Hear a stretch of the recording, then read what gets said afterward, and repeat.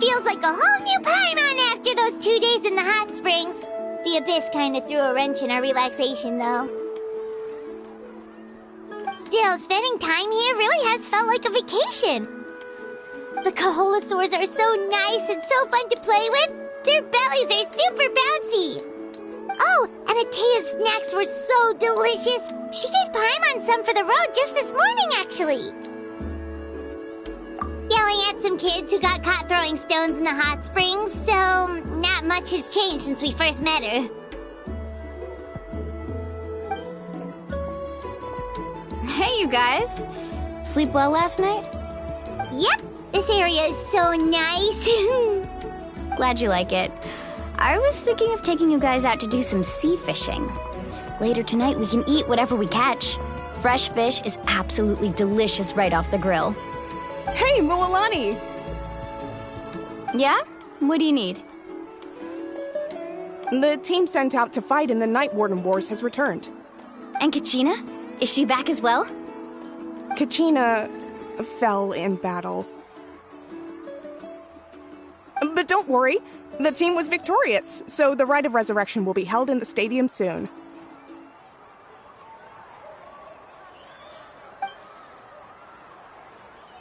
That's a relief. The Abyss is cunning, and it was her first time. Mistakes are bound to happen. Exactly. She deserves to hold her head up high. All right, thanks for letting me know. We'll head out in a bit. Jeez, she sounded a little anxious there. Had me thinking it was bad news for a moment. Mualani, you said the Abyss was cunning just now. But it seems like the Abyss just wants to destroy everything. Like, think about all those monsters that attacked your tribe. If there really was some sort of cunning plan, wouldn't it make more sense to send them to attack Kachina and her small team? Not that Paimon wants them to be in any more danger, it's just... Relax, I get it. The Abyss is difficult to understand, that's for sure. At a glance, it certainly seems like the only goal is total destruction. The Abyss isn't a living entity after all, so what capacity for logic or planning could it possibly possess? But through our long history of fighting the Abyss, we've realized things aren't quite so simple. 500 years ago, the Abyss invaded Teyvat. You know about that, right? That's right. Khaenri'ah suffered greatly during that time. But so did every other nation in Teyvat. And Natlan was the worst affected of all. It took the combined efforts of the then Pyro Archon and heroes from every tribe to finally repel the Abyss. Even so, the effects of the invasion lingered for hundreds of years, only able to be reversed little by little. Our tribe's waters were contaminated. The Children of Echo's territory was overrun by dangerous sludge surging from underground. Unrelenting black winds tore across the lands of the Flower Feather clan. It was like each disaster was designed for a specific tribe. Exactly. We once thought that the Abyss's desire for destruction was a sort of primal instinct, but its methods are, in truth, marked by intelligence. We now believe the Abyss has invaded the Night Kingdom, and has the capacity to read the memories of this land at any given moment.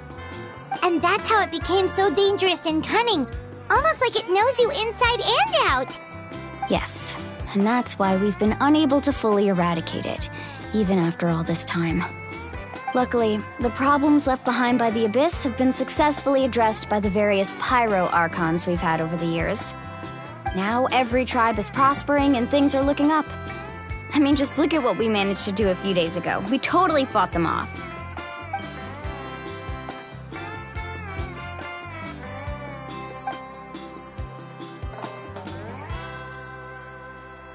You must have had to sacrifice a lot to get to this point. Every battle, every sacrifice is in pursuit of a future where we get to stop fighting. Responsibility, duty, unavoidable burden. Everyone in Natlan views the war differently. But I believe we will be rid of the Abyss one day. And the efforts of all who fought against them will become a story for the ages. To think that my name could survive in ballads passed down to future generations, it's kind of romantic. Everyone has something that drives them forward, you know? Be my guest. Heroes are always welcome in Natlan. Anyway, let's head to the stadium. Our fishing trip can wait until Kachina's back with us. The sea's not going anywhere.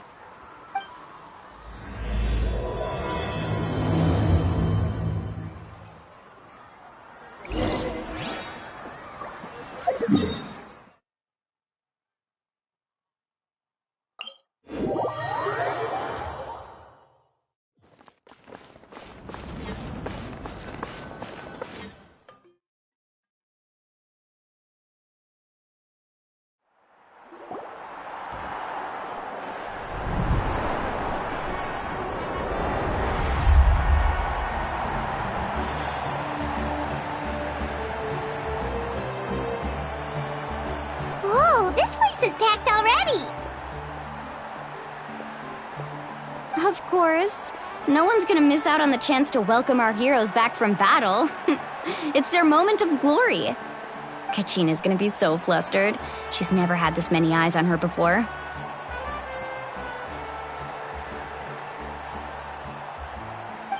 Yeah, she doesn't seem like the kind of person who likes being the center of attention. Looks like I'm just in time. Kinich, you're here! Yeah, a commission ran longer than expected, but I made it. I heard about the incident with your tribe, Mualani. Is everyone all right?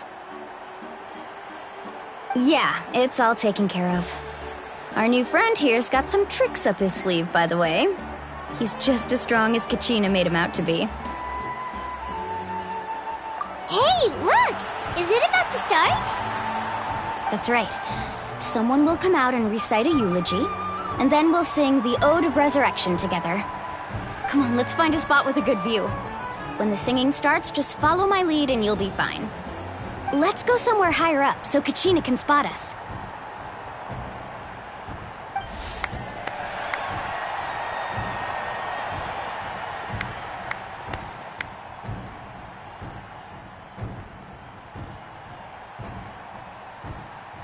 Warriors of Natlan, heed the call of life. We are the inheritors of memory and legend. Those who grew alongside sun and wind. Those who forged our own destiny and future. That is Natlan's fire, the lifeblood of our nation.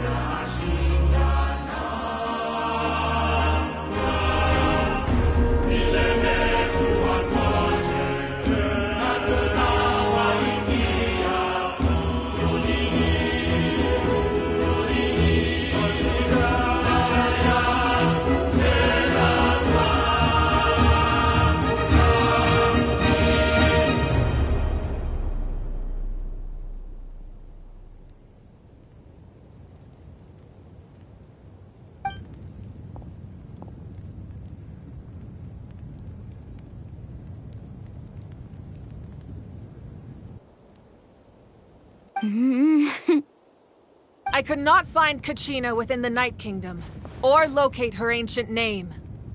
What? What does that even mean? Usually once the ode is complete, the Pyro Archon and resurrected person will emerge from the flames. But something went wrong. What's going on? This has never happened before. Well, I think it's pretty obvious. Clearly, the team sent to fight the Abyss didn't win after all. Think about it. The Ode rekindles all victors. We witnessed it countless times. Since the Archon couldn't find Kachina in the Night Kingdom, that must mean there's more to this victory than meets the eye. Hey! You just haven't gotten over the fact that Kachina beat you in the pilgrimage! Pathetic. The both of you.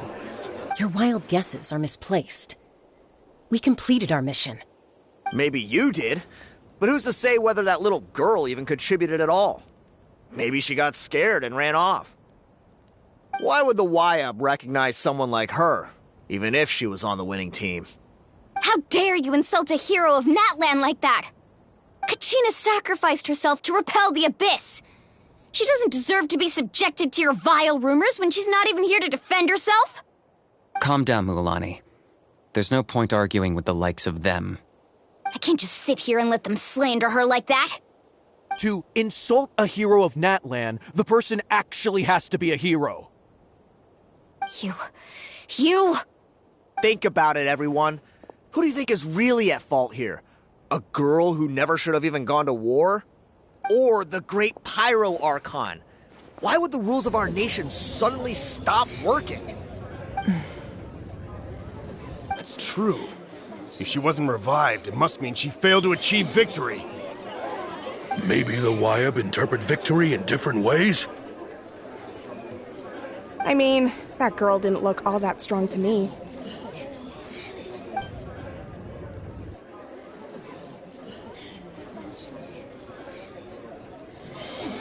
Kachina wouldn't have run! That's not like her at all! No, she's been waiting for this moment for too long. No matter how daunting the situation, no matter how scared she might feel, she's always the first person to stand up and face it head on. We don't even know what happened, so don't you dare try to use this as an excuse to vent your anger or slander her reputation. Fine. We'll find out what happens soon enough. Then, we'll see who truly deserves glory. That's enough. There is no doubt about today's victory, or Kachina's part in it. She is a hero worthy of our admiration and celebration. However, the failure of today's ceremony is undeniable. Kachina has not been rekindled, and I offer you all my deepest apologies as I continue to investigate this matter. To prevent further casualties, I have decided to suspend the pilgrimage until this matter is resolved. What? No one is all-knowing. No one is infallible, not even myself. But doubt is a means by which we seek the truth, not a weapon we wield against others. I didn't mean it that way, Archon. I just... If there are things you wish to clarify, then ask me directly. Doubt my answer if you wish, but now's your chance. You have concerns? State them. No, of course not. Even though I have said nothing to change your mind, then it would seem the truth never mattered to you at all.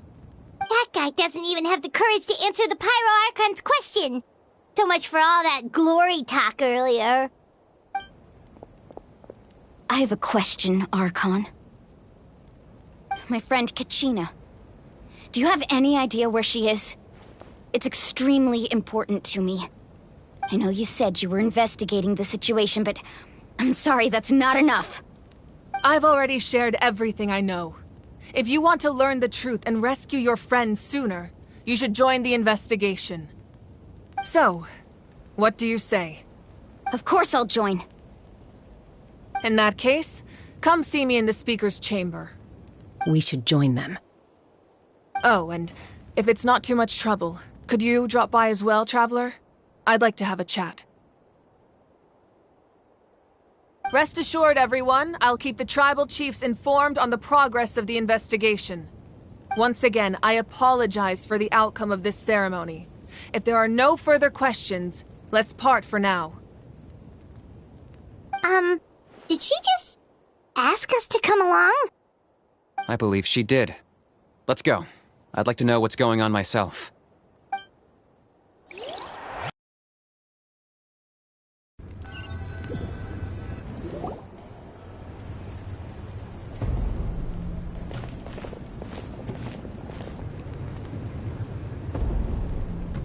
The situation is urgent, so I'll get straight to the point. Kachina is undoubtedly a hero of Natlan, and I'm deeply sorry this happened to her. There's been unrest in the Night Kingdom, but I don't know what's causing it. As a result, I've been unable to track down her location. Until we find and address the cause of the unrest, the Ode of Resurrection will continue to be ineffective. And that means Kachina won't be able to come back? That's correct. Not until the problem with the Night Kingdom is resolved. How long will that take? It's hard to say.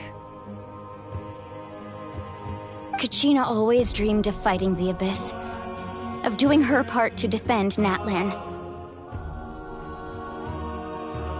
She wasn't afraid of death because she knew, if it came down to it, the Pyro Archon would be there to bring her back to life.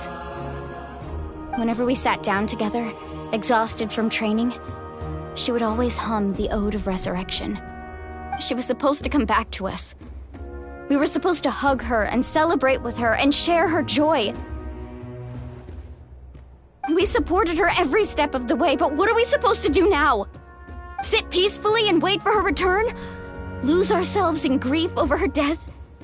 Tell me, are we her friends? Or her murderers? That's not fair, Mualani. It's all right. I understand your rage and your grief. Kachina's life means a great deal to me, Mualani. Believe me, I want to bring her back as soon as possible. I would give you that peace of mind if I could. But please, hear what I have to say so I can at least give you a broader picture of the issue we are now facing. Considering the recent attack on your tribe, I believe the Abyss has found a new means of undermining the rules of our nation. You mean... The Sacred Flame. The foundation of our resistance against the Abyss. If we continue to hold the pilgrimage and send teams to fight the Abyss, there will likely be more casualties. But if we stop altogether, the Sacred Flame will only grow weaker. The Abyss will scale up their attacks, and the tragedy we saw with the people of the Springs will only be the first of many. If we compare the two choices, the former seems to be the lesser of two evils. Sorry, I know that may sound harsh, but I bear the name Malipo. Weighing the costs is my duty. The raw truth can be cruel. But we need to understand it if we want to approach this rationally. But what would you say, Mualani? This is personal for you. And unlike Kanich, I dare say it's not a simple case of weighing up which course of action is less painful, is it? No. I can't choose between them, and I don't want to. Saying that one is preferable over the other is disrespectful to the people who suffered.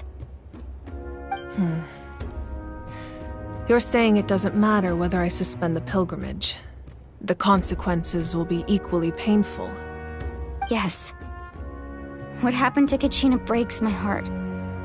But I couldn't bring myself to sacrifice other people for her sake. And that is the crux of the problem. It's not simply a matter of choosing the lesser of two evils. Either way, there will be people who suffer. And the end result will be the same. Belief in the pilgrimage will waver. Once doubt has crept in, the people will no longer unite in battle against the Abyss. And that is exactly what the Abyss wants. Their ultimate goal isn't to break the rules that make the Ode of Resurrection work. It's to destroy the people's faith in them. To prevent what happened to Kachina from happening to anyone else, we need to suspend the pilgrimage. So that is my current plan. And in the meantime, I've made efforts to strengthen each tribe's defenses. Then, we have to find another way of strengthening the sacred flame to keep the Abyss at bay.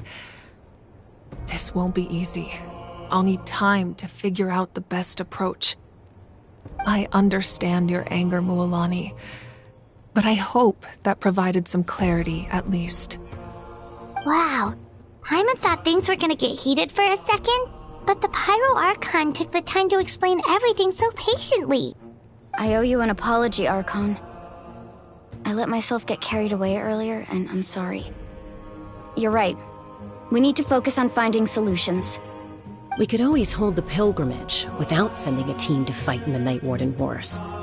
That way, we would still be able to fuel the sacred flame. I've considered that, but the two events have nearly always been linked.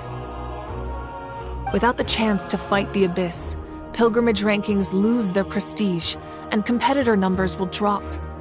With fewer participants, the amount of contending fire produced will decrease, and the vicious cycle will continue indefinitely. So, essentially, the Abyss has taken Kachina hostage. You've learned about the concept of ley lines during your travels, yes? The Night Kingdom is something similar. Staying there for a short period of time shouldn't have an effect on the person. But with the Abyss in the picture, it's a different story. Your sense of self will be devoured until eventually you become one with the Sea of Souls. Imagine pouring a cup of water into a rushing river. You can try to scoop up another cup, but there's no chance it will be the same water you had before. I won't sugarcoat it. That is the danger Kachina is currently facing. Just like you said, Archon. Both of these problems need to be addressed. You can focus all your efforts on dealing with the sacred flame. I will go search for Kachina. The Abyss poses the same threat to you as it does to her. It is very possible you will not return. Knowing that, do you still choose to go? Kachina's waiting for us to rescue her. That's all that matters. I failed to protect her during our campaign, but I can make it up to her now. I choose to go as well. Traveler? What do you think?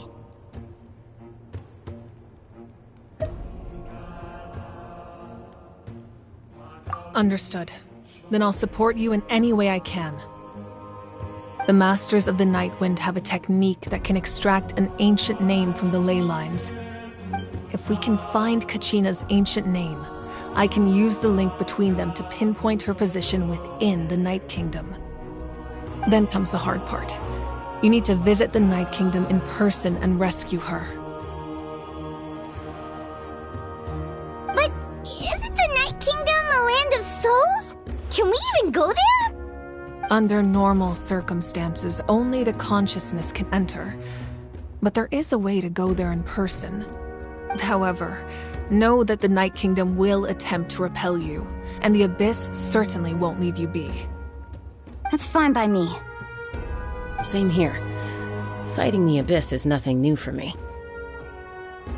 So, Hyman's the only one who's scared? Well, if you're going, Traveler, Hyman's going too. Sitlali of the Masters of the Nightwind once created an artifact that can be used to communicate with the Wyab.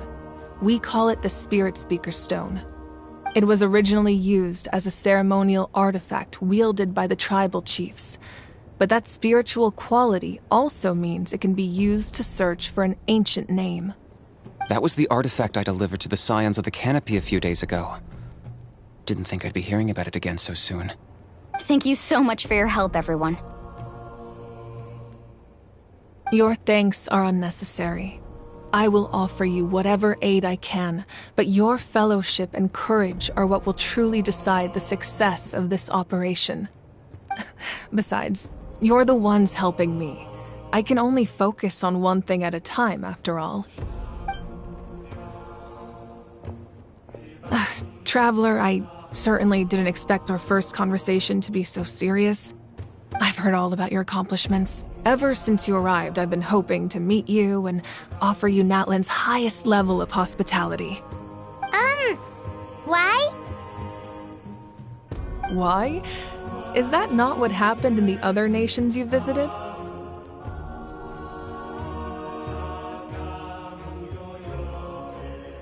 Yeah, things were pretty complicated at the start. And, in the middle. But our reputation's solid nowadays. That's more like it. After all, I've heard you're someone who transcends fate. Perhaps even more than you can imagine. But we can talk about that some other time. Ideally, this would be the perfect night for a drink and some musical ambiance. But there are important things to be done. Oh, I almost forgot. Atea was wounded in the fight against the Abyss. She wanted us to give this to you. It embodies fond memories and my strength of will. That's what she asked us to tell you. She said you'd know what that means. I didn't think this day would come so soon. The flames of her life force. I can feel them flowing within the talisman. If things were different, the two of us could have enjoyed the hot springs together while she gave this to me in person. We're supposed to be hot spring buddies after all. But don't worry. This talisman means a great deal to me. I'll take good care of it, and once this is all over, I'll pay Atea a visit.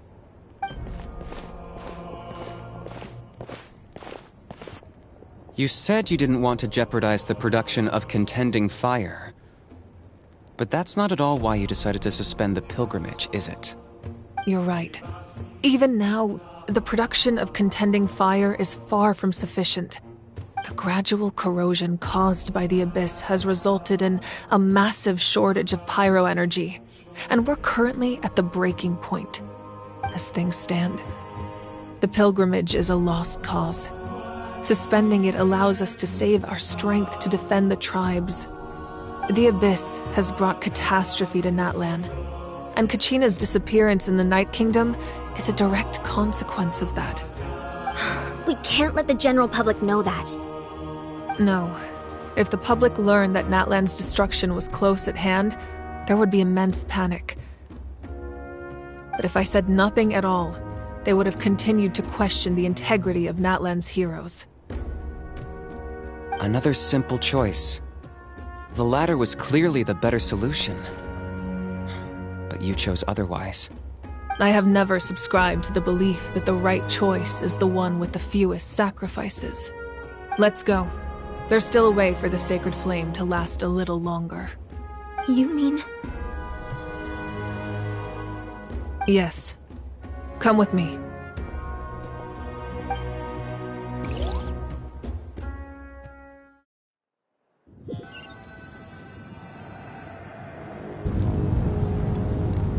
The sacred flame must never go out.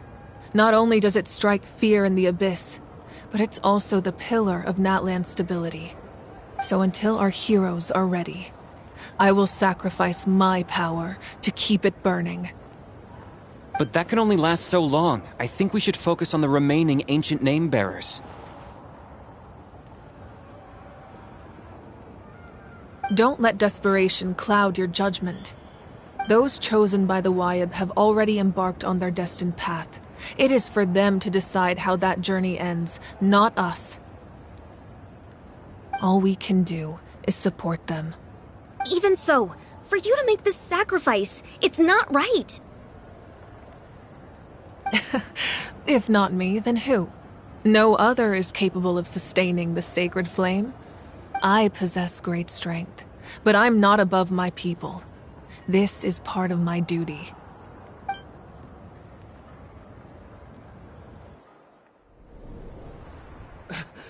Archon! It's the Fatui!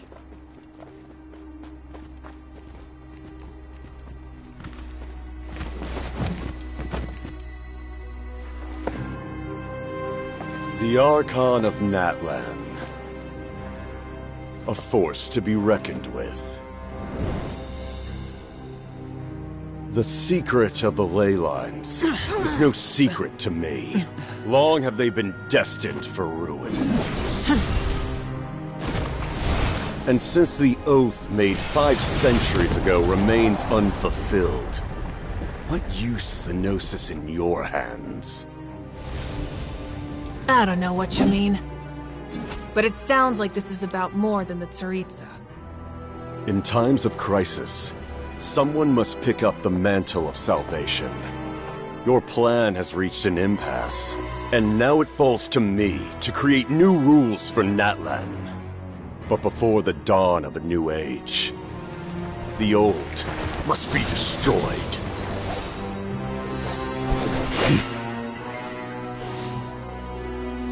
I assume that's the end of your speech? Good. People like us? Let our blades do the talking!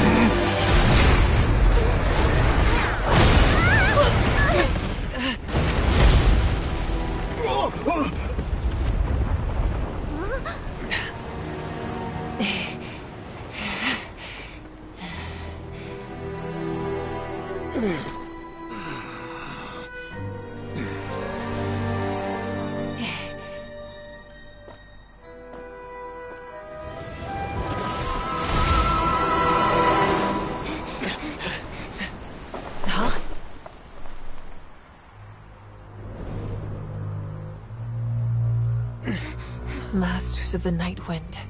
Send word. The captain and his followers must be apprehended.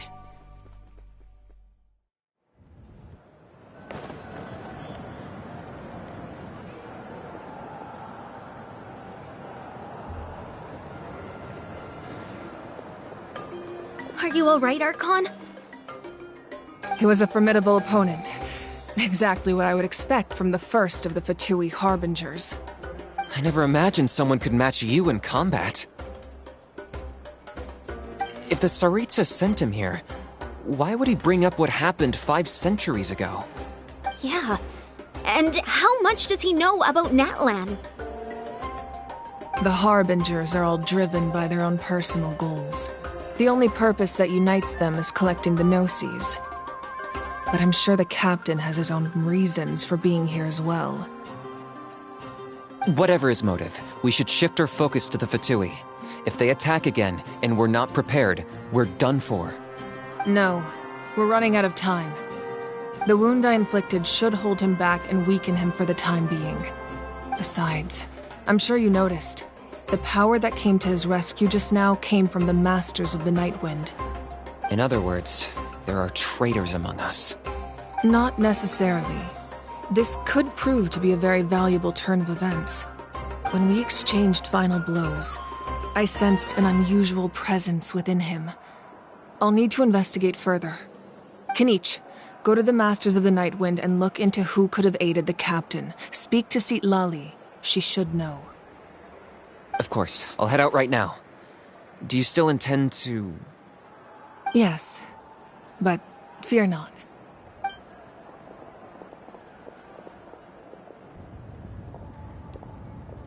Natlan's strength has never rested solely in its Archon.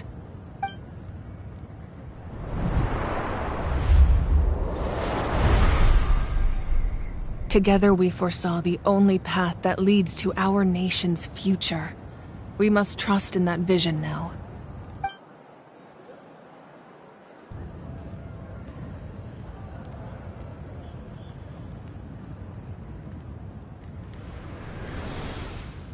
Is everything okay, Archon?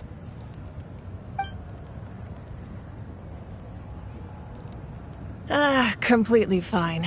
Just lamenting the fact that I never got a picture when I could still turn my hair into flames.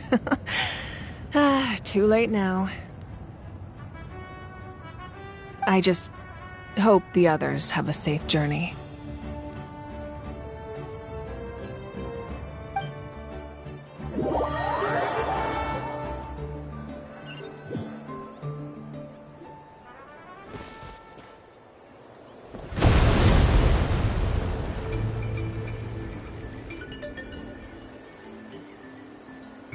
What's happening at the stadium?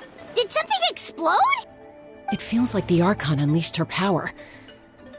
She must be fighting a formidable opponent. Should we go back and check what's going on? Have faith in the Archon. She wouldn't lose in a one-on-one confrontation. Once we find Kachina's ancient name, we'll head right back. Okay, let's just keep climbing. Everyone really hopes nothing goes wrong.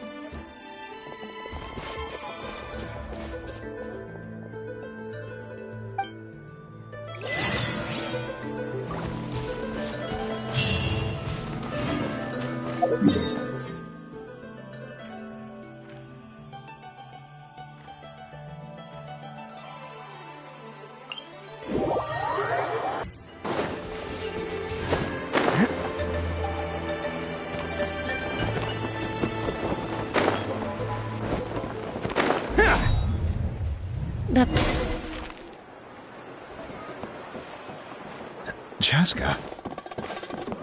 Nice to see you again, Wyna. I'm afraid we don't have time for pleasantries, so I'll get right to it. We're here for the Spirit Speaker Stone. Whoa, hold on a second. At least tell me why you need it first. My friend Kachina is trapped within the Night Kingdom. We need the stone to find her ancient name and rescue her. Rescue her? From the Night Kingdom? That's right. I'm sorry, but someone needs to tell you what you don't want to hear. Going there, a mature warrior would never make such a foolish decision. The nature of battle is unpredictable. You never know how it's going to end.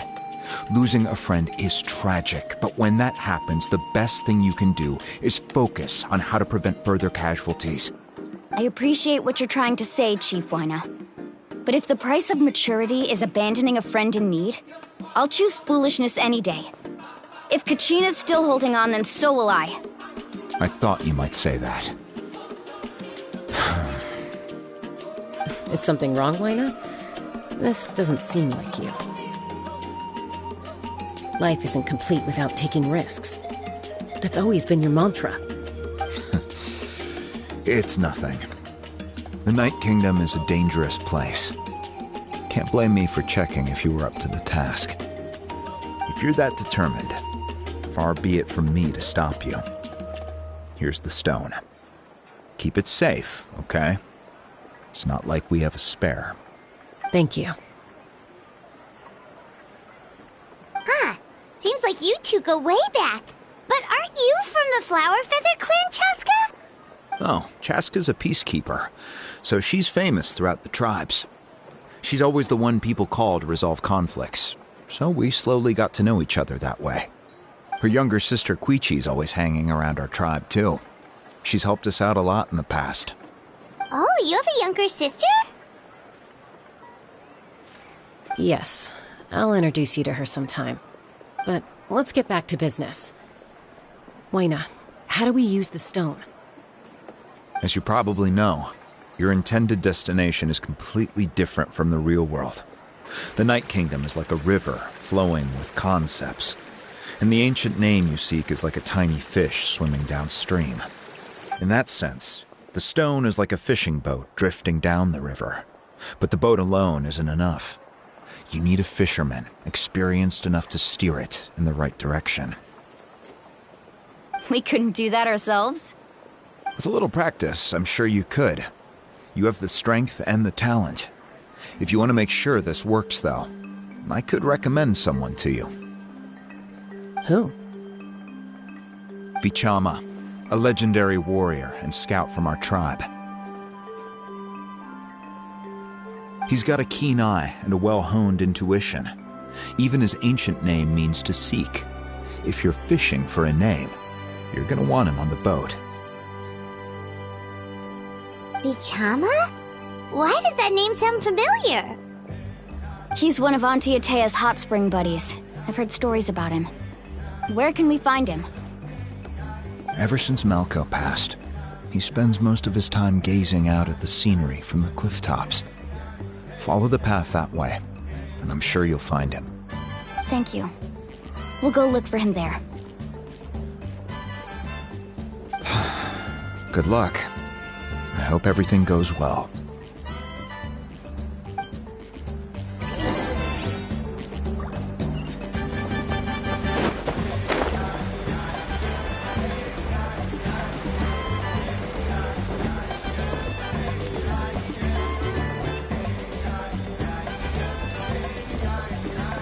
Someone admiring the scenery from the cliff tops. Ah! That must be him! Hello there, are you Vichama? That's me. Did you need something?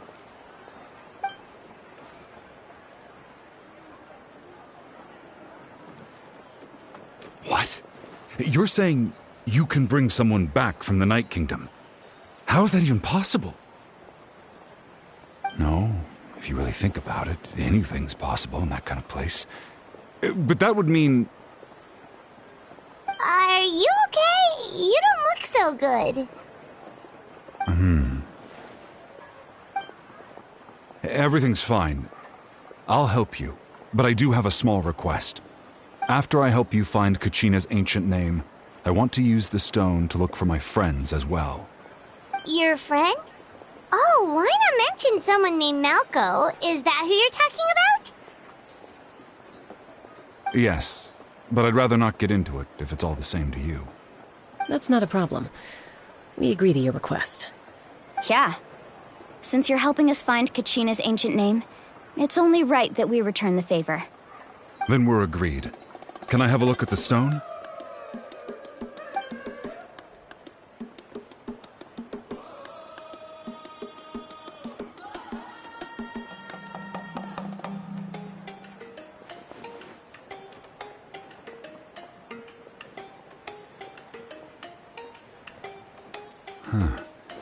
I see. From what I can tell, it functions almost like an abyssal pylon. Both connect the Night Kingdom to the living world. Once the connection is established, the abyss will come surging through the opening like a predator honing in on the scent of blood. So we have to be sure not to use it in a tribal settlement. Wow, you got all that just from looking at it? I just picked up on the basics, really. I still have no idea why it works. You said someone named Lali invented this. They must be a genius. I'll go find an open area and start setting things up. In the meantime, I need you to get 2 things for me. We'll go right away. What do you need?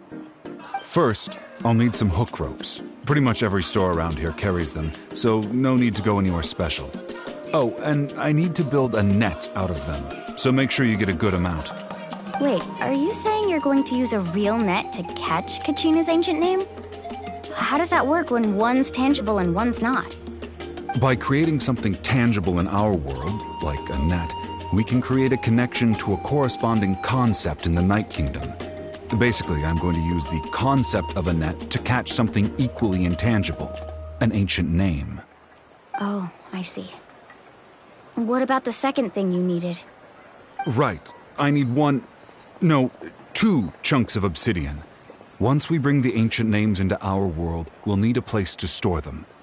Normally, you can only get obsidian from the Children of Echoes, but I heard there's a traveling merchant from that tribe around here somewhere, so maybe you can try your luck there. Gotcha! Alright, let's split up. See that clearing? Let's meet over there when you're done. Oh, and you can send someone with me if you want. In case you're worried I might take the stone for myself. What do you think, Chaska? There's no need. Lena spoke highly of you. That means you're trustworthy. I appreciate it, even though that doesn't mean much to me anymore. Anyway, it'll take some time to set everything up, so no need to rush. I'll see you in a bit.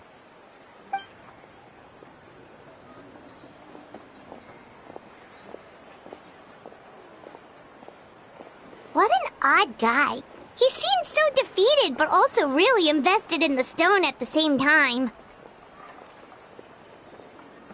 I don't have any more insight than you, Paimon. Let's just focus on the preparations for now. Hang on, Kachina. We're coming for you.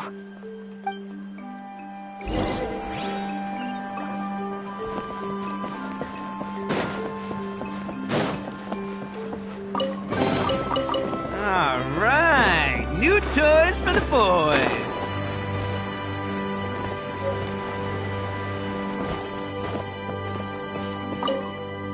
Looking to buy?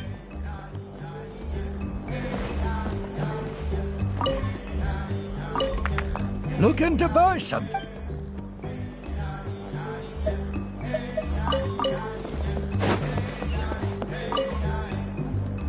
Hello. Do you have any hook ropes for sale? Hook ropes? As in rock climbing equipment? Yes. How much for your whole stock? Oh, the whole thing? Let me see. That would be 30,000 mora in total. Deal? Deal. Wait, really? What, you want me to drive down the price? We just need these as fast as possible. Thanks. Oh, no problem at all. I'll even pass along some information on the house. These ropes are usually used by rock climbing enthusiasts. If you want to learn, Roka's the person you want to ask. All right, that's everything. Here you go. Now we need the obsidian. Let's go talk to the traveling merchant Bichama mentioned.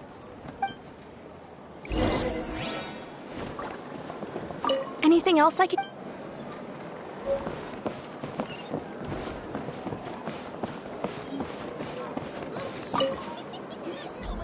Excuse me, do you sell obsidian? Why, yes. I've got a chunk for sale right over there. Perfect. Is that the only one, though? We actually need two. That might be tough. Tell you what, I'll take a look through these boxes over here, and we'll see what we can find. Thank you so much. We'll wait here.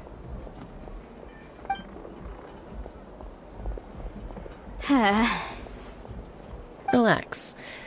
Everything's going according to plan. I know, it's just... I could tell Vichama feels the same way about his friend that I do about Kachina. I hope this chunk of obsidian isn't the only one. Kachina always carries all sorts of shiny stones with her. If I was the one trapped in the Night Kingdom, she'd have a whole pile of obsidian ready in a heartbeat. Well, would you look at that? I did bring an extra. Here you go, young lady. How does it look? Perfect! Thank you. How much do I owe you? If you hadn't shown up, these stones would have just sat here collecting dust. I'll take 3,000 mora for both. Here you go. By the way, I heard you mention Vichama just now. You running an errand for him, then? How's he doing? Malco's been gone for 5 years now. It's about time he started to move forward. Do you know what happened between them? I heard about it in passing while I was out drinking one night, but I don't know all the details. Bichama and Malko grew up together, and even made a name for themselves together. Malko was an amazing fighter, capable of knocking out multiple opponents in a single hit, while Bichama excelled at scouting and analyzing the battlefield. The two made an excellent team, and managed to beat back the Abyss several times. 5 years ago, they both emerged triumphant in the pilgrimage and were placed on the same team to fight the Abyss. But on the eve of battle, the Abyss launched an attack on their tribe, and Bichama suffered an injury to his leg while attempting to rescue someone. Then what happened? The team agreed that he couldn't fight the Abyss in his condition. Bichama didn't argue. He knew going to the front lines with an injured leg would make him a burden in battle. So they raised the issue with the Pyro Archon, and she agreed to let him stay behind. It's just... Malko and the others ended up facing hordes of abyssal monsters in numbers that far exceeded anyone's expectations. The team made an error in judgment, and they fell to the onslaught. Bichama went into a deep depression after that. He blames himself for everything.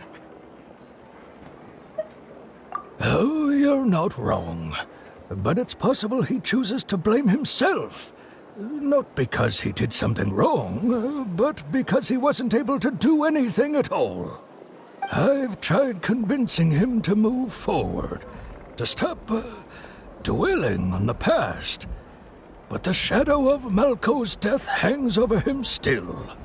The Abyss has caused so much suffering, and some wounds never heal. I wish there was something he could do to make himself feel better, but... anyway, that's the gist of it. Maybe you could help him talk things through sometime.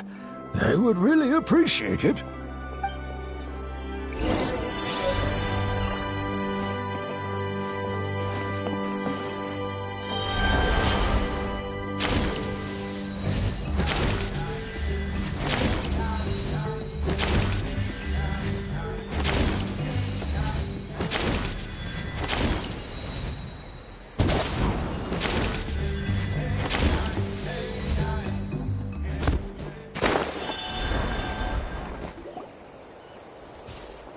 Did you get everything?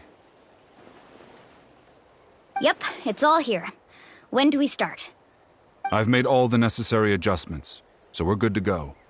As agreed, I'll help you find Kachina's ancient name, and then you return the favor. Go ahead.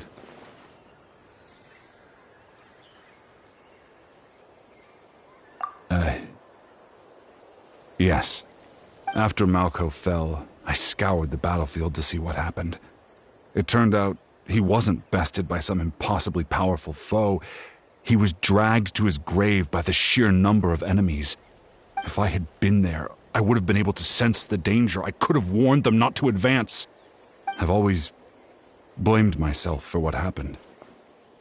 But when you told me about Kachina, I realized there's a chance Malko might also be alive, fighting for survival in the Night Kingdom. But that happened several years ago, right?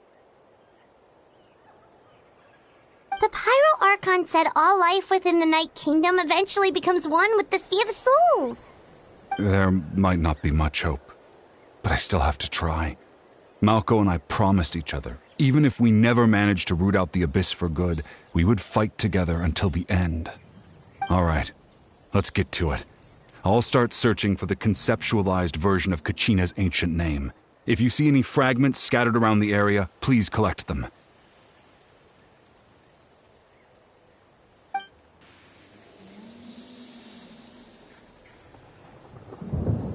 Make sure you prepare yourselves for battle. As I said, the stone will link the mortal realm to the Night Kingdom. The Abyss will likely emerge in response. Look at that golden thing! It must be one of those fragments Bichama mentioned. Let's get closer!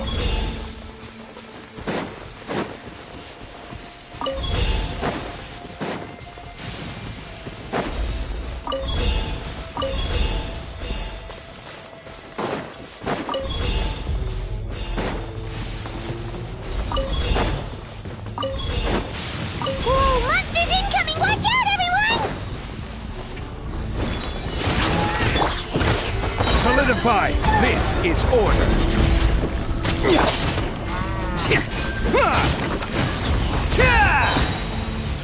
Who wants some of this?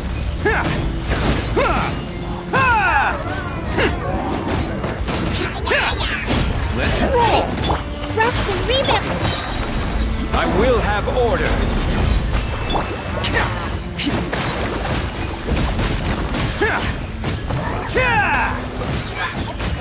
I'm going in! How much longer, Vichama? Not long. We're getting close. Off we go. Adventure time!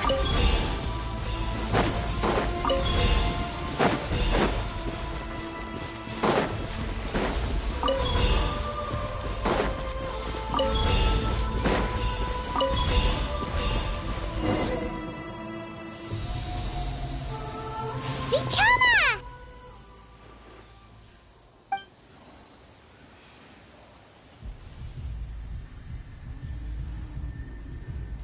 Quick, take it!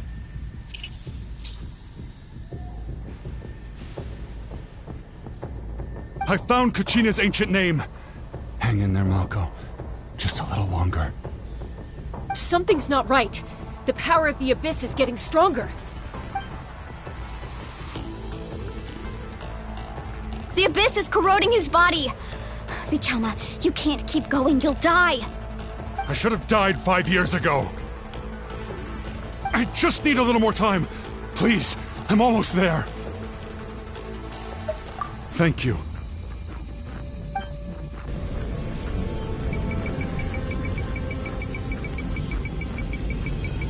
Whoa, watch out! The power of the Abyss is strong!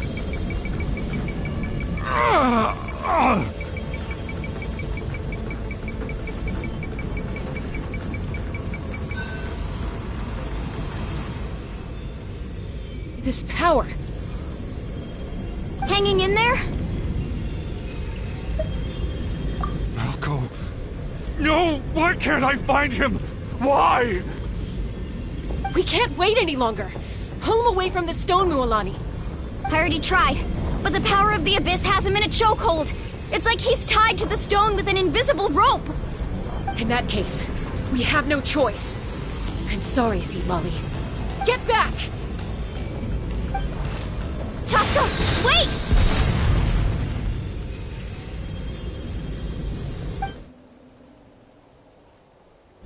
Ouch! What happened just now? It looked like the Spirit Speaker's stone was... The stone's power was spiraling out of control. The only way to stop it was to destroy it.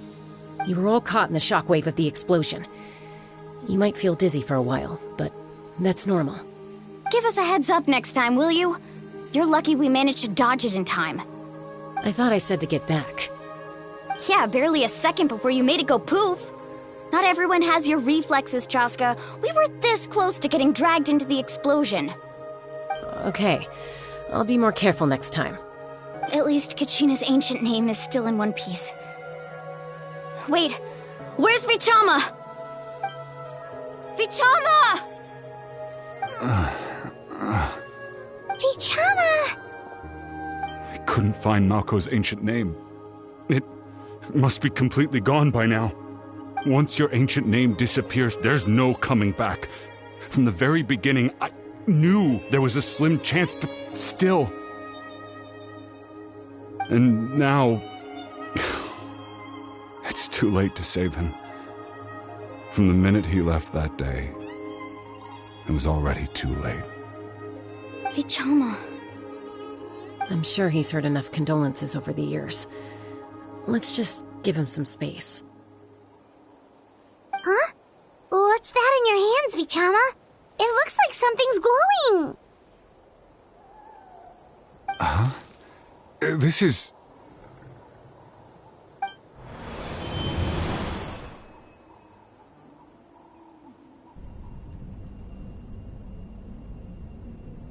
Hey, Malko. Got any strength left? Not enough to swing a sword, but to say a few last words? Sure. Too bad no one will get to hear them. I never thought I'd actually die on this mission. Not that I'm afraid to die. It's just hard thinking about my mom's face when she hears the news. Guess I have something to be thankful for then. My parents died a long time ago. They won't have to mourn me.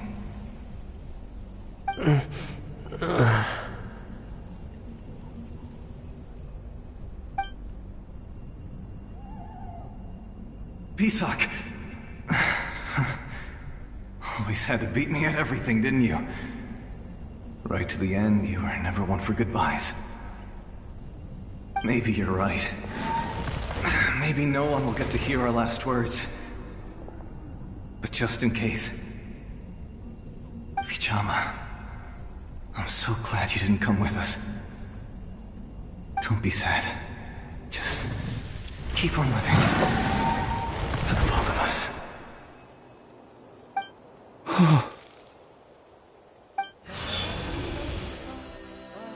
Was that a memory? Seems like we were able to salvage something after all.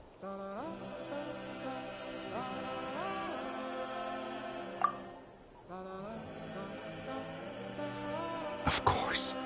Seeing him, hearing his voice again, it makes me unbelievably happy. But it also brings with it an even deeper pain. A deeper pain? Why?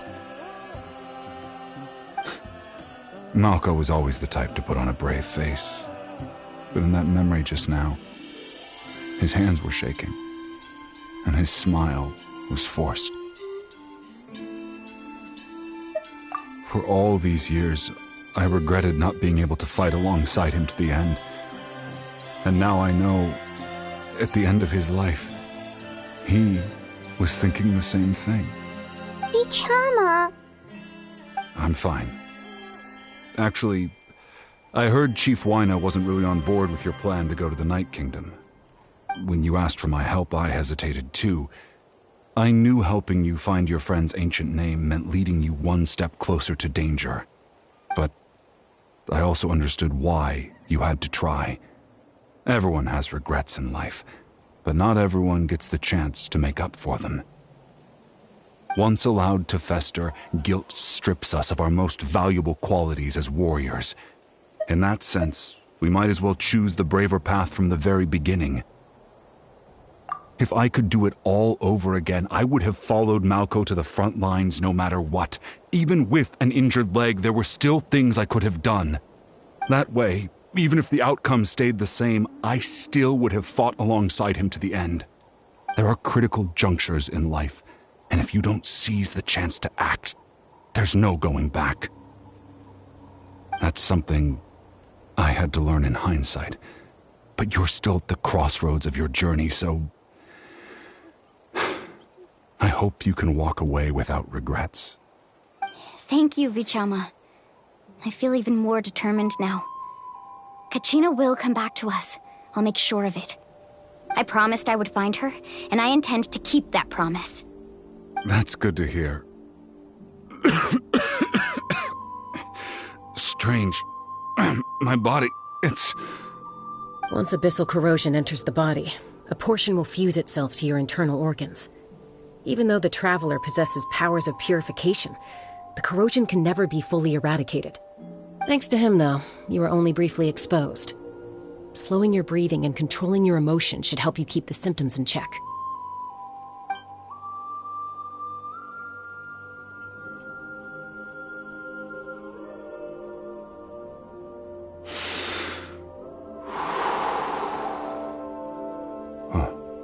That does make me feel better. You seem very knowledgeable about all this. Just speaking from experience, that's all. Anyway, we've recovered Kachina's ancient name, so we're off to a great start. Let's get Vichama back to his tribe and tell Wyna the good news. And apologize for destroying the Spirit Speaker Stone.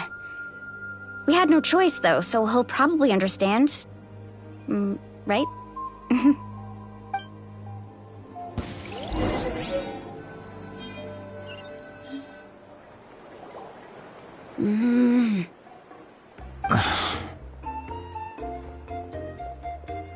Koichi, are you really gonna just stand there like that?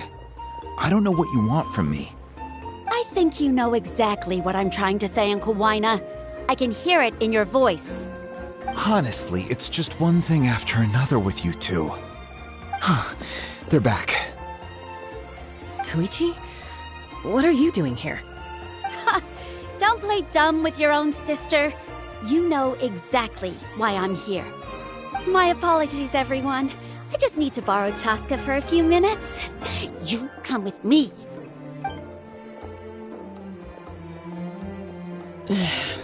I'll be just a moment.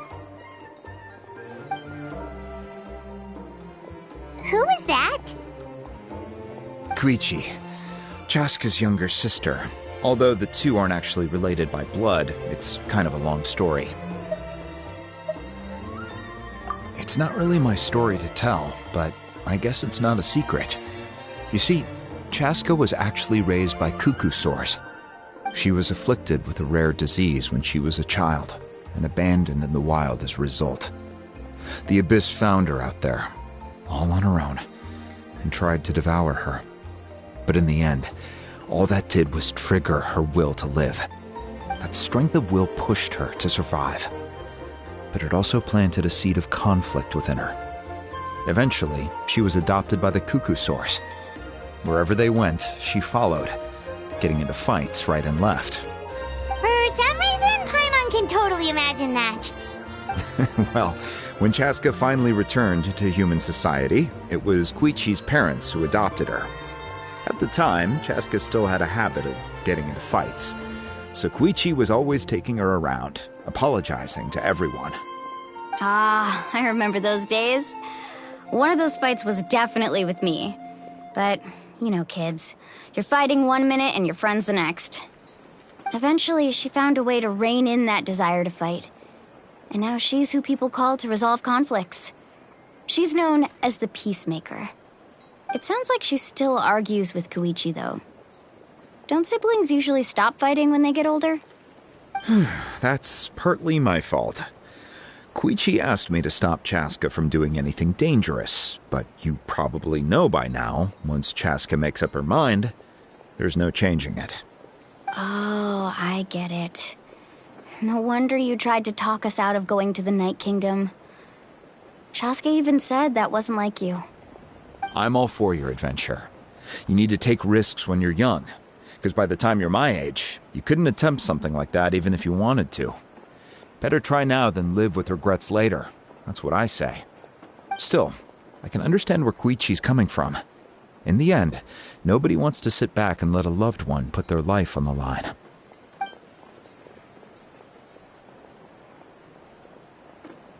All right, it's just the two of us now. You have 1 minute to explain yourself. I don't have anything to say. You don't have to approve, but you should know I only do what's necessary. That attitude is exactly the problem. It's like you don't care. You try to sneak off to the Night Kingdom behind my back and then play it down as if it's just a trip abroad.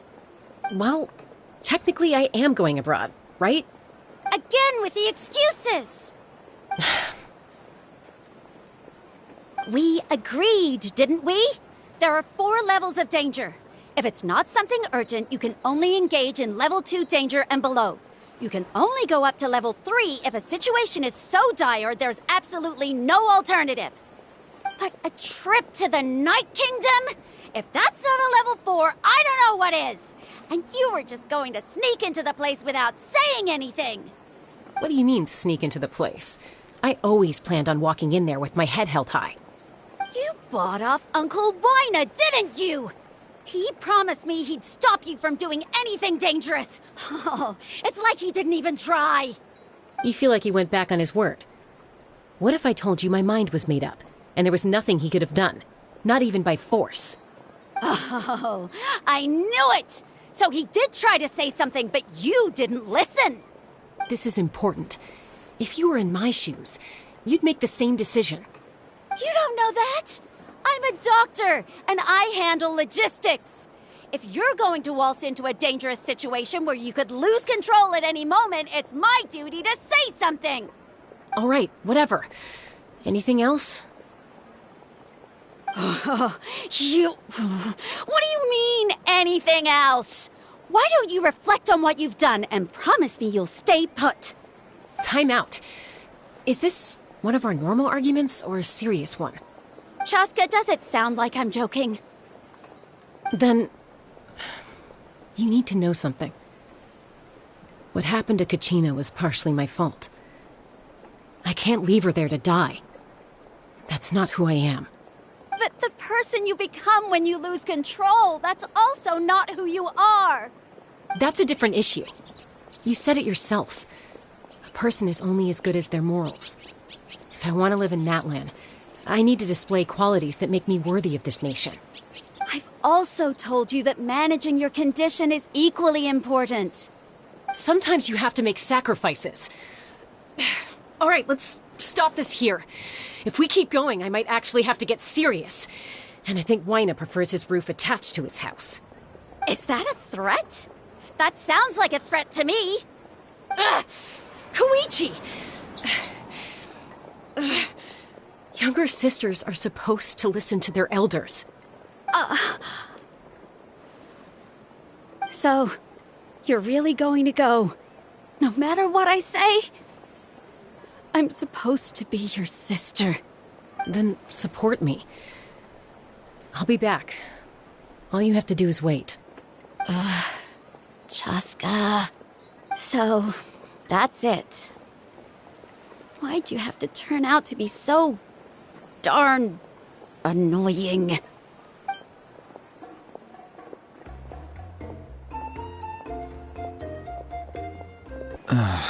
You two are something else. Something you wanted to say? I know you aren't related by blood, but you two sure are similar. Really? You know, I said that very thing to Koichi not too long ago, and she reacted the exact same way, down to the very tone of voice. It's not my place to get involved, but I will say this. Try to spend a little more time with your sister. You're tough kids. That doesn't mean you have to go it alone. Thank you. Anytime. All right. If you're done with the Spirit Speaker Stone, you might as well hand it over. According to Kinich, it's an important ceremonial artifact, so it'd be safer to keep it with me. About that... If only Tone-Deaf Bard was here, he could have repaired it just like the Holy Liar. It might be in a few more pieces than you remember. Huh?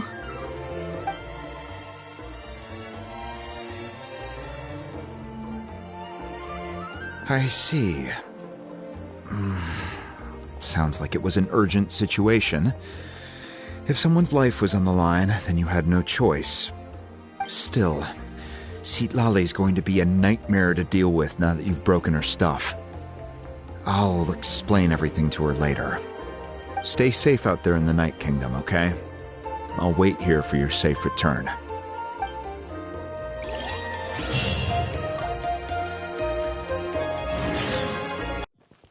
Off we go!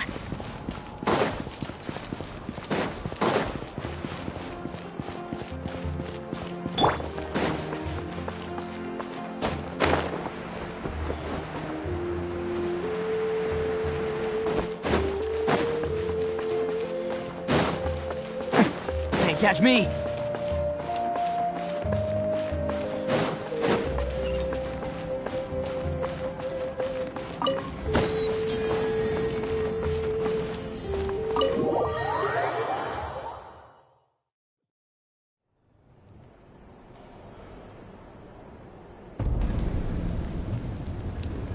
We're back! We found Kachina's ancient name, too!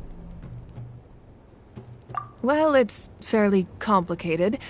Let me give you the condensed version.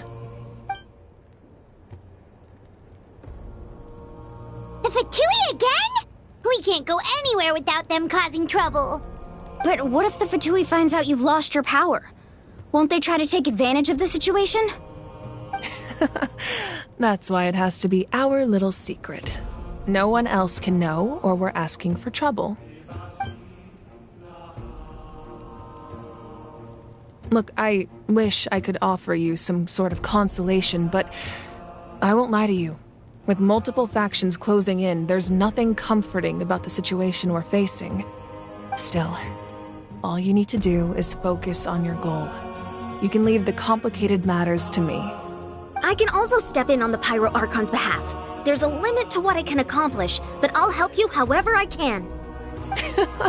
There's no need to be so modest, Yan-san. Your incredible strength has long been a well-known fact. You're the pride of your tribe. Archon, I'm sorry about before. You have so much on your plate, so much that you have to worry about. But all I could do was focus on my own feelings. You have nothing to be sorry about. We all get overwhelmed by our emotions, myself included. Your reaction to Kachina's disappearance, I understand that feeling very well. Well, now that we have Kachina's ancient name, let's go track her down. Follow me.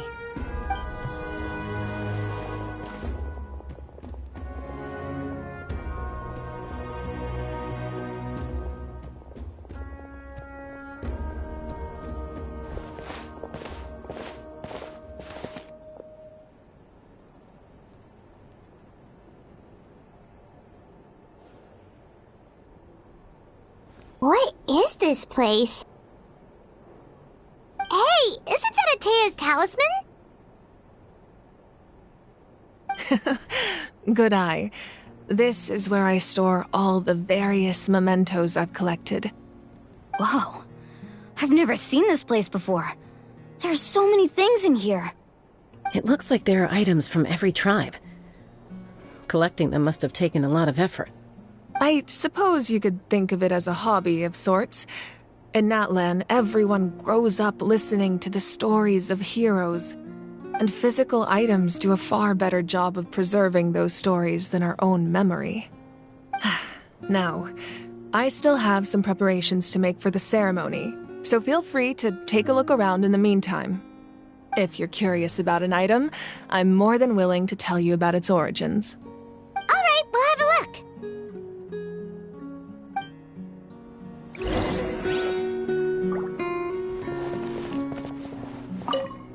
Make sure to handle everything with care. This cup, for example, it's heavier than it looks.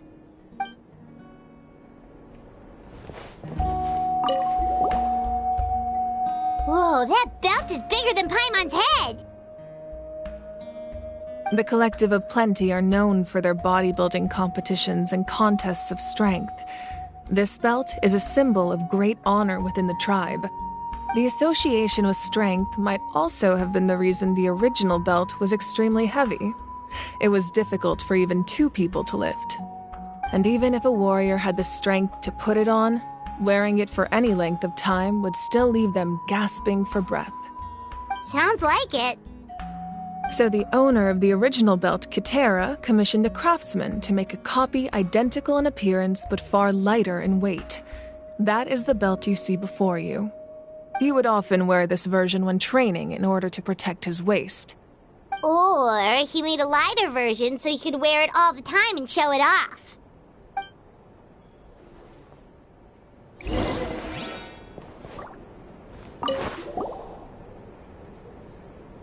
There are so many jars and potions around here. Do they have anything to do with alchemy? No, those belong to the Masters of the Nightwind. They're ceremonial tools used to amplify the ability to communicate with the Night Kingdom and the Wayab. Yamaya is an expert in this field, and she taught me a lot. Even though she appears stoic and serious, she actually has a keen sense of humor. The tools you see here are quite traditional. Her students found them outdated, so she passed them on to me. The contents of the jars aren't all that special. Oh, except the big jar in the middle. That's what she really wanted to give me. Ooh, must be something really cool. What's inside? Grape juice. Huh? It's quite tasty, although probably expired by now.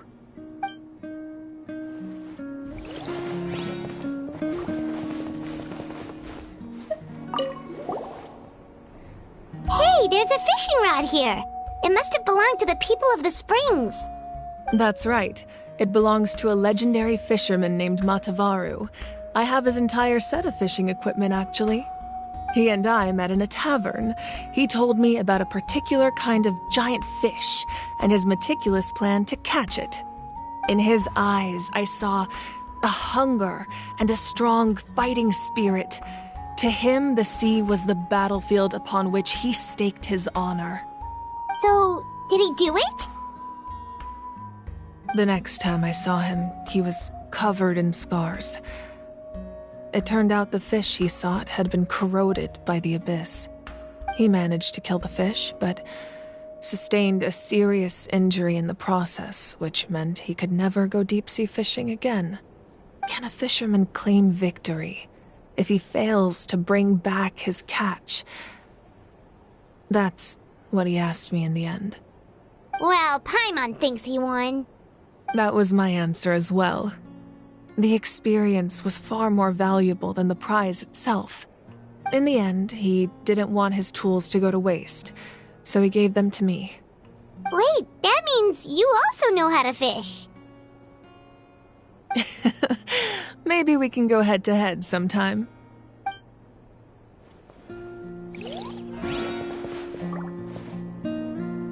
This fishing basket looks familiar.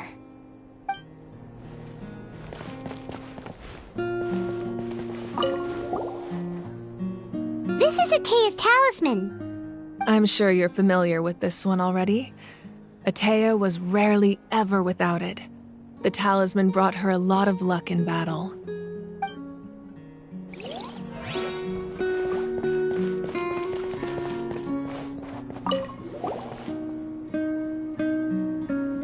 The powder still needs some time to settle, so let's wait a little longer. Well, what do you think of my collection? Do you feel like you have a better understanding of Natlan's culture now?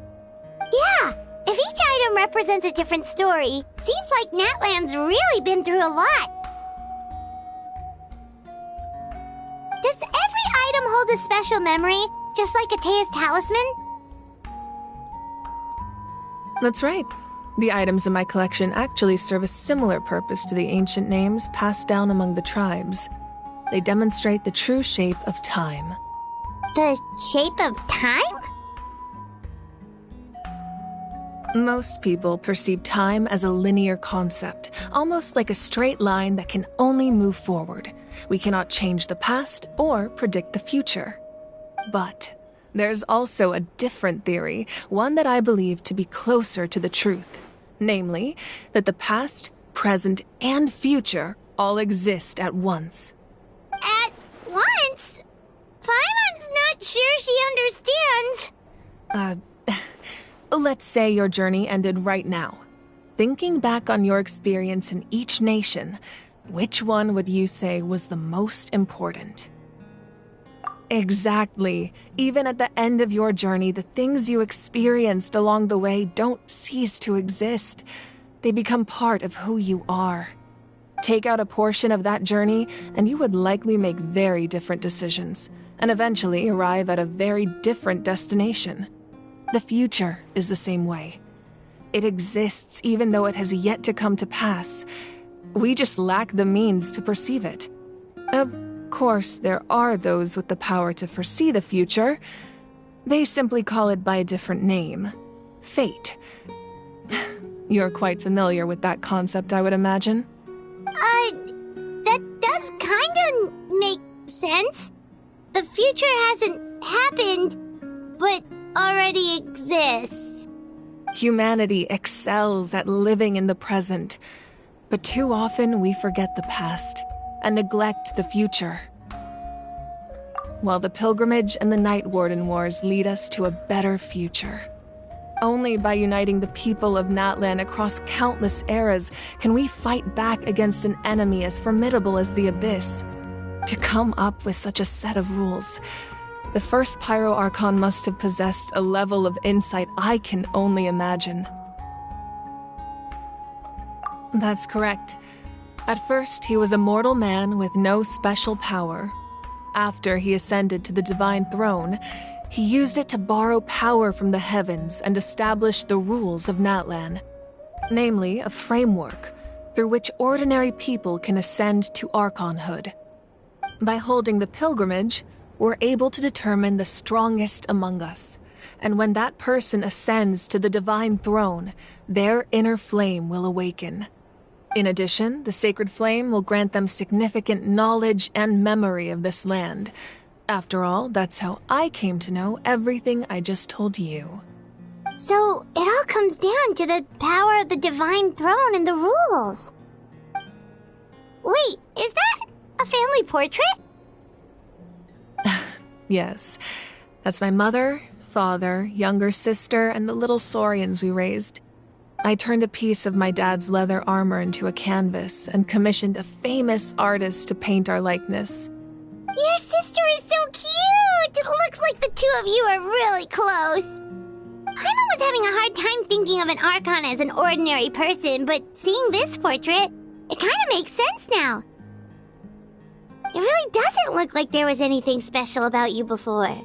Oh, wait, is Paimon allowed to say that? A little late for that question, don't you think? Sorry! Paimon's so sorry! Paimon's mouth works faster than her brain sometimes! It's alright. I'd never get upset over something like that. No matter what others may say, my past is a precious part of my identity. I'm forever proud of the life I used to lead. Becoming the Archon doesn't mean you sever ties with your family. The position just comes with a lot of responsibilities, so it impacts how often you get to see them. My father made the most delicious stew, so my sister would often bring me a large pot of his cooking, and he would sit on a blanket and eat it together. One time, we didn't close the door securely, and the saurians we were raising ran into the room and knocked over the entire pot. My sister immediately burst into tears. The two troublemakers were going for the meat, but when they saw my sister's distress, they froze on the spot. I still remember the way they laid there, sulking like a pair of children, even after making such a mess. It was frustrating, but in the end, all I could do was comfort my sister and move on. Wow.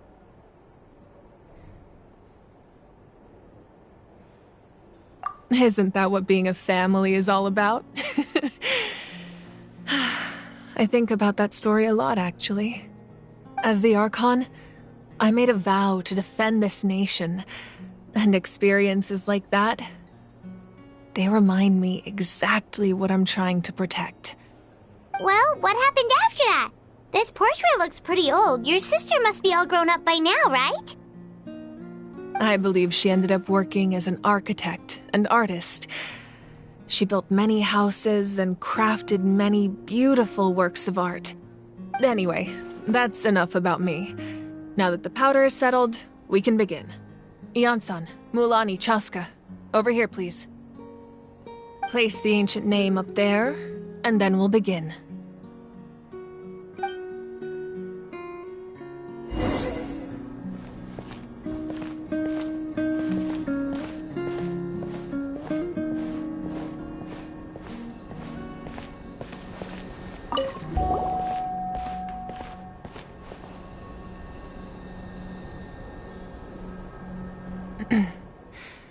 Surely as the echoes of life resound through heaven and earth, so too shall our stories remain eternal.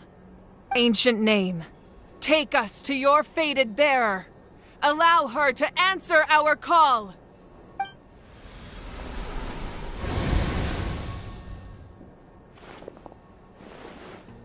Am I hallucinating again? Kachina! Are you okay? Huh? I'm not seeing things, am I? Is the Abyss playing tricks on me again? It's okay, Kachina. It's just us. We're trying to find a way to bring you back. Everyone, you have to listen to me.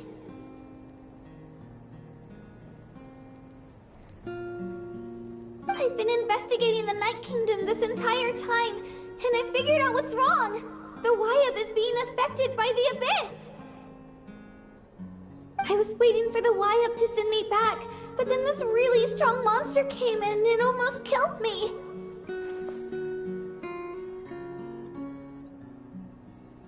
The Y-Up saved me, even though its power is weakening, so I've been hiding from the monsters while trying to find a way to help. The Night Kingdom has become a huge mess, though. I keep hearing these awful sounds and seeing really horrible things. Don't listen to those sounds, Kachina. The Abyss is trying to strip you of your sanity. All you need to do is stay safe and wait for us. We'll be there shortly. It's okay. I feel so much better now that I've had the chance to talk to you guys. You don't need to worry about me. I've never been strong or special at all, really. So I don't blame anyone for forgetting about me or leaving me behind. Just knowing you care is more than enough. I'll find a way back. You don't have to put yourselves in danger to come rescue me. You're always like this, Kachina. Now's not the time to act tough. We're coming for you, and that's final. I don't know what lies the Abyss has been feeding you, but I'll tell you something right now. Nobody here sees you as a burden. You're a victor of the Night Warden Wars, a hero of Natlan. All you need to do is wait for us to rescue you, and you'll get all the applause and recognition you deserve.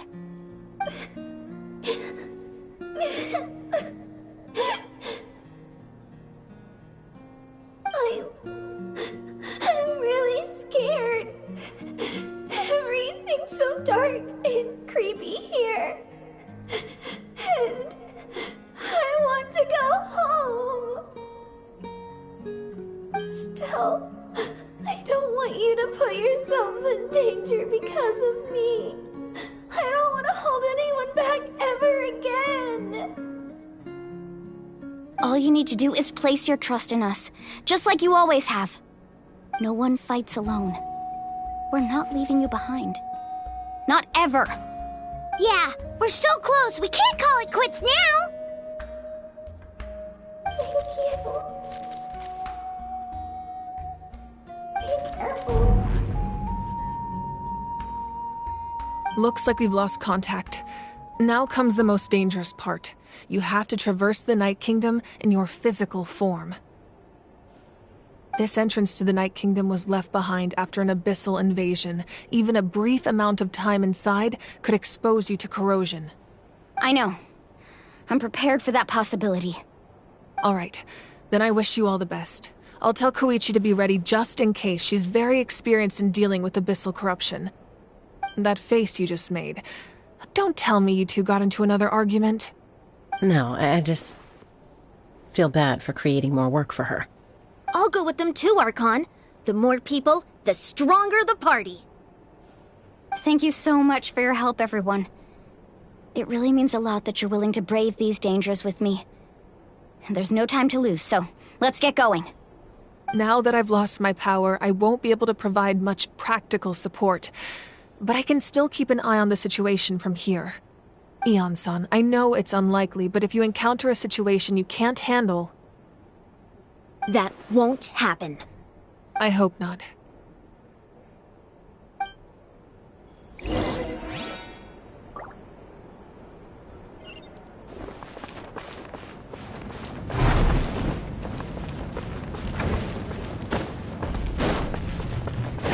Can't catch me!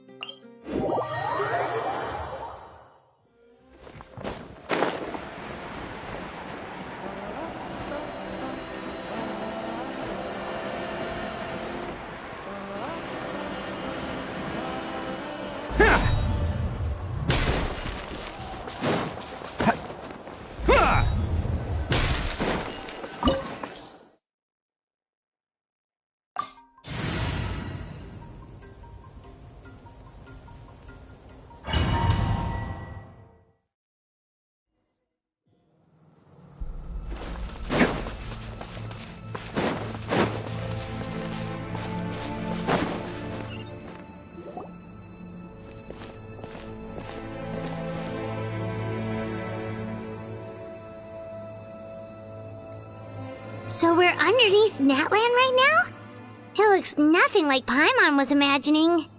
That's because in the distant past, Natlan was home to an incredibly advanced civilization ruled by dragons. Humans only established their own society after the fall of the dragons.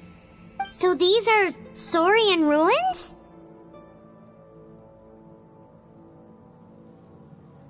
Wait, you mean like the elemental sovereigns? They had their own advanced civilization? Yes, a really long time ago. Very few records have survived until now, so no one really knows what the devices here are for. These ruins have been abandoned for a long time, but with the recent increase in Abyss activity, the installations around here have somehow been activated again. So what you're saying is, we're not in for an easy trip to the Night Kingdom. No. It's going to be obstacle after obstacle from here on out. Why are you all laughing like that? It's creeping Paimon out. It's the pre-adventure excitement kicking in, right guys? Of course. I'm eager to get started. Then let's go. We won't let anything stand in our way.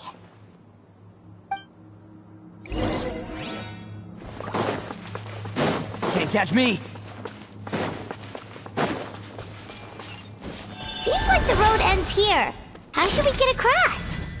As a professional trainer, I think you could stand to build up your endurance, Paimon. Professional trainer? Paimon thought you were a warrior from the Collective of Planning. Well, that goes without saying. But I actually work as a sports coach. I provide professional guidance for many of Natlan's popular sports. And I don't just mean... Those guys look familiar. We've fought them before. Let's go. Show no mercy.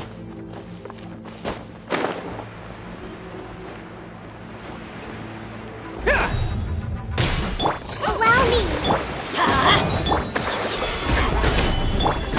Attaboy!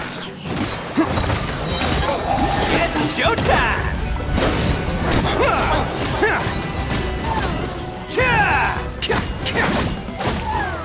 Let's roll!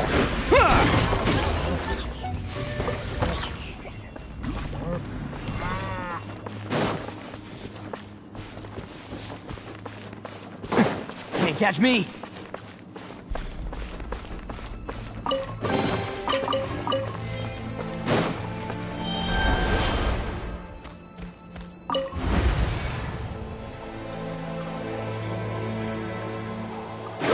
Whoa, the place we need to go seems really high up.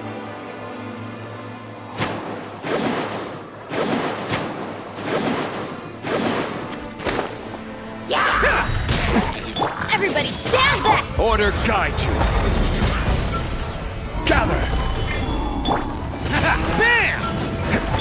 Hold the line.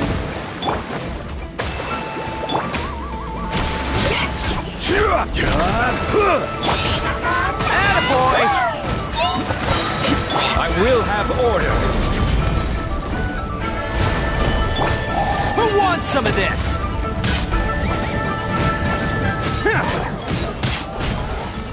Bam! Yeah!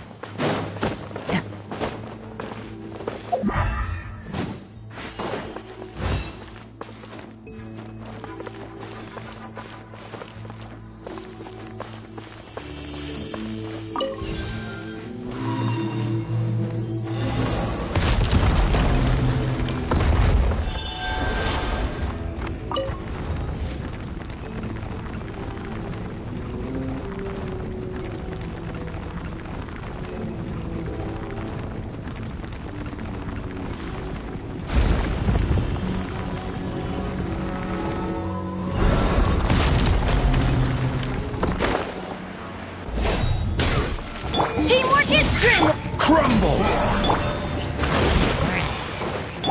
Attaboy! Order guide you.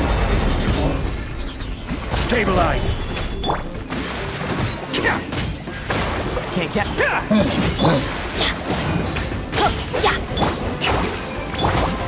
I will have order. Solidify.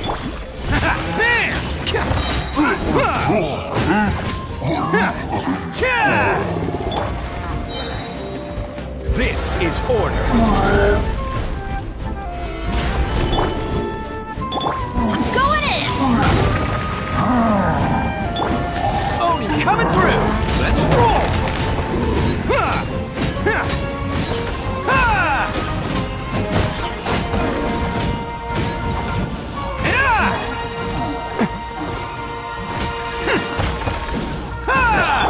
Let's light it up! Teamwork is dream! I will have order. Gather.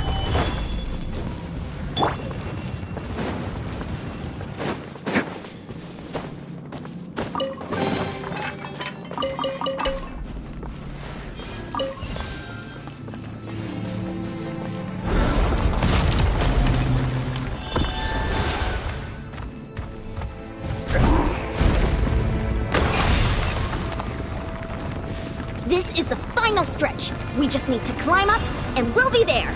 Nothing to it. Easy for you to say.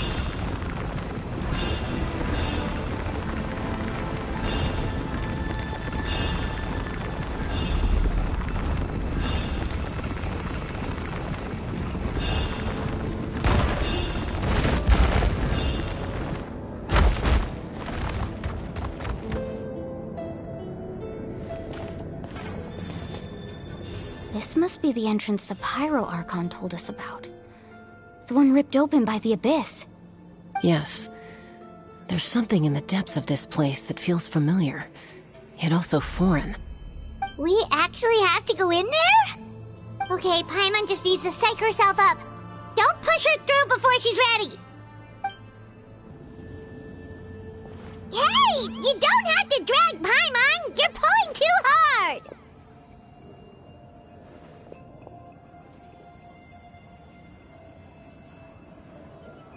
Looks like we made it. This is the Night Kingdom.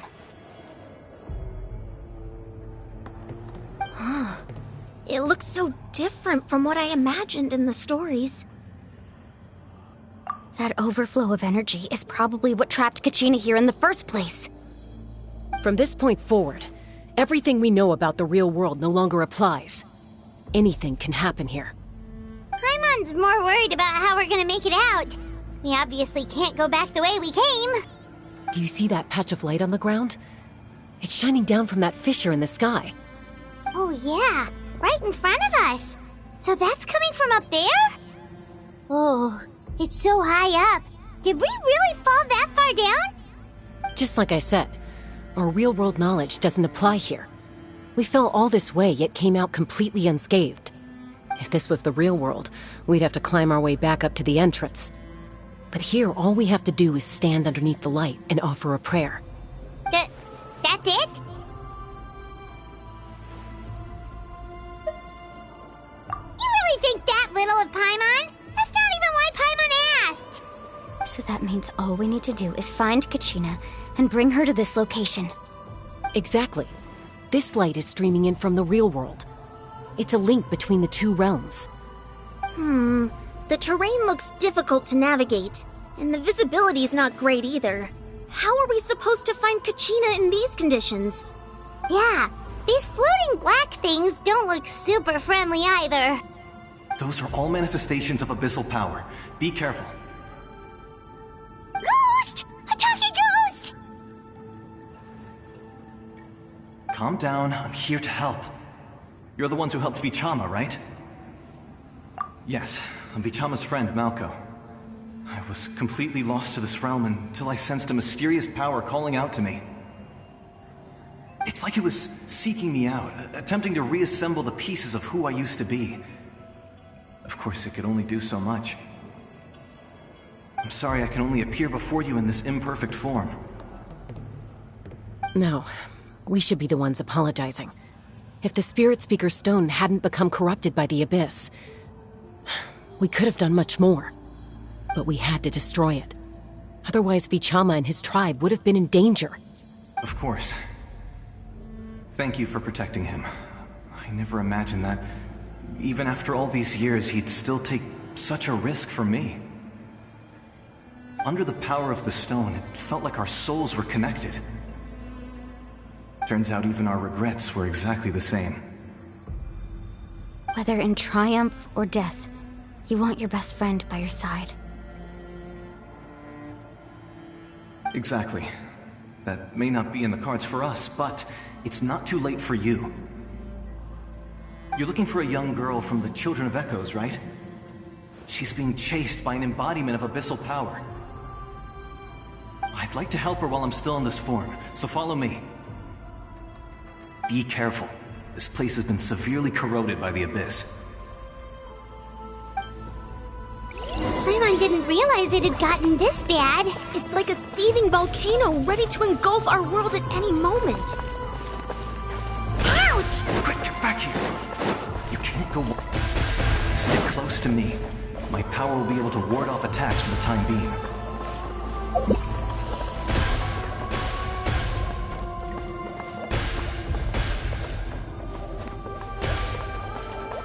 We won't be able to keep this up. Let's try another route. This way.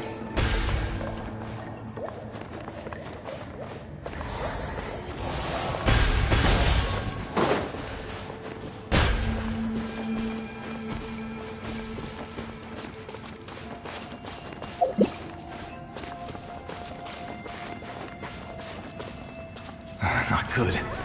More monsters. We shouldn't waste our time on them. Who wants some of this? Bam! Cha!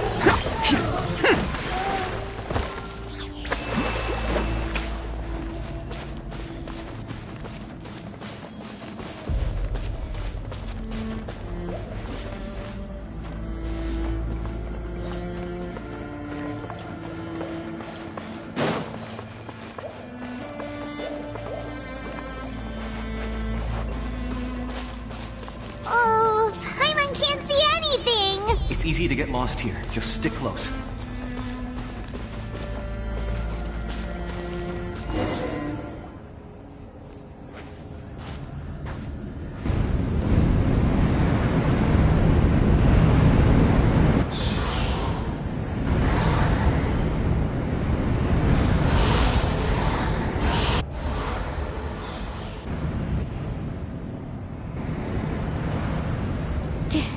Did you hear that? What? Never mind. It was probably just my imagination. Don't scare Paimon like that! I heard it too. It was a voice from the abyss. What did it say? Doesn't matter. It certainly doesn't harbor good intentions.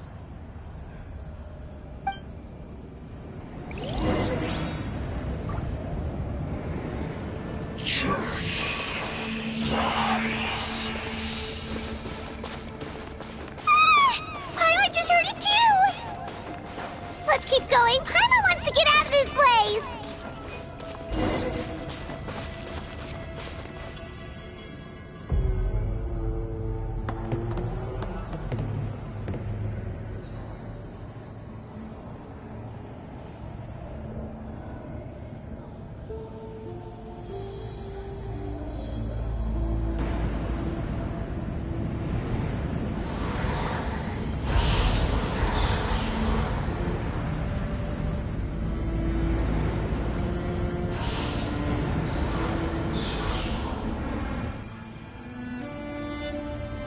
We're here, Kachina!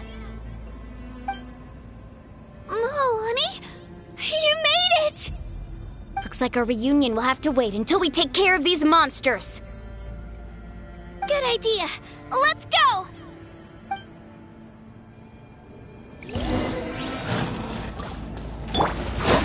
Attaboy! Gather! This is order! Rusty, revamp, everybody! Stand back!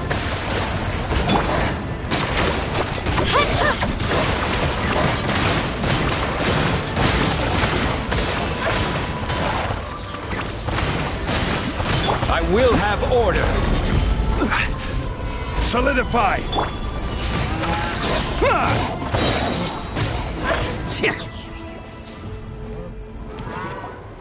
You're here.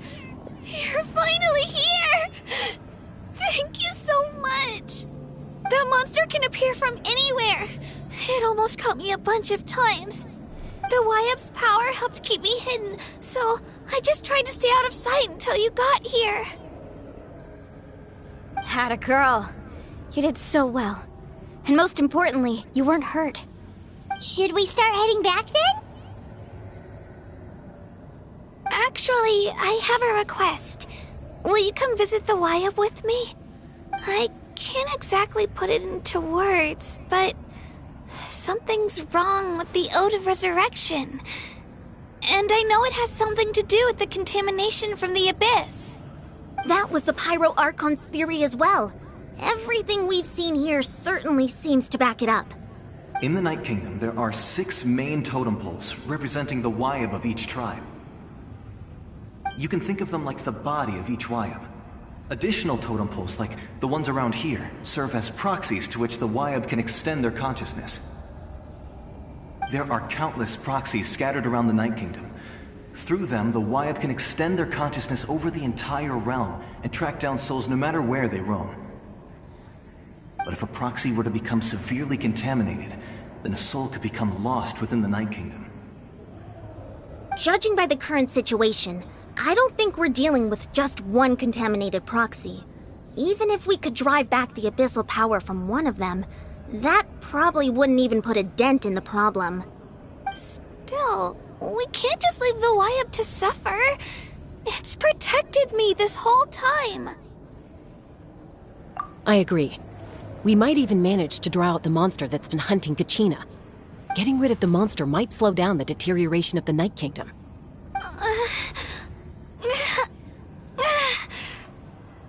Kachina? What's wrong? Nothing. Just a headache. And that voice again, telling me to abandon the Wyup and leave this place. Maybe we really should leave. Kachina's already been here for too long. No, I'm fine. I don't plan on listening to that nonsense. I can hold on. Just up ahead. I'll lead the way. Besides, I can still fight, so please, help me out a little longer. Listen to me, Kachina. We'll come with you, but that's because we want to help the Wyup, not because we have something to prove. You don't have anything to prove either. It's okay if you reach your limit. We'll be there for you. All right. The sooner we get this done, the better. We've already come all this way, so we might as well try to get to the bottom of this. Let's go. This way. I'll stay here and try to stall the Abyss monster. All by yourself? That's too dangerous! It's all right. I may not be as strong as that monster, but I'm definitely more familiar with the area. Besides, I don't have much time left. If you're anything like my friend, I'm sure you're not particularly fond of goodbyes. So go. Achieve your goal, and return to the world where you belong. Thank you for everything. You're a true hero. Thank you. No one fights alone.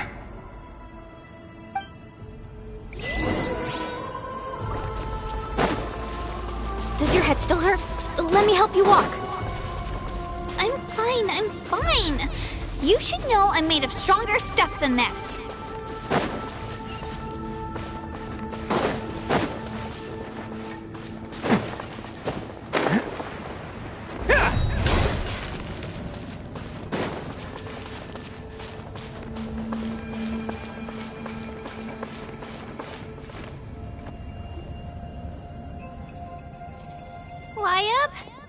Wyup! I'm back! My friends and I are here to heal you. Wyup! Can you hear me? Wyup!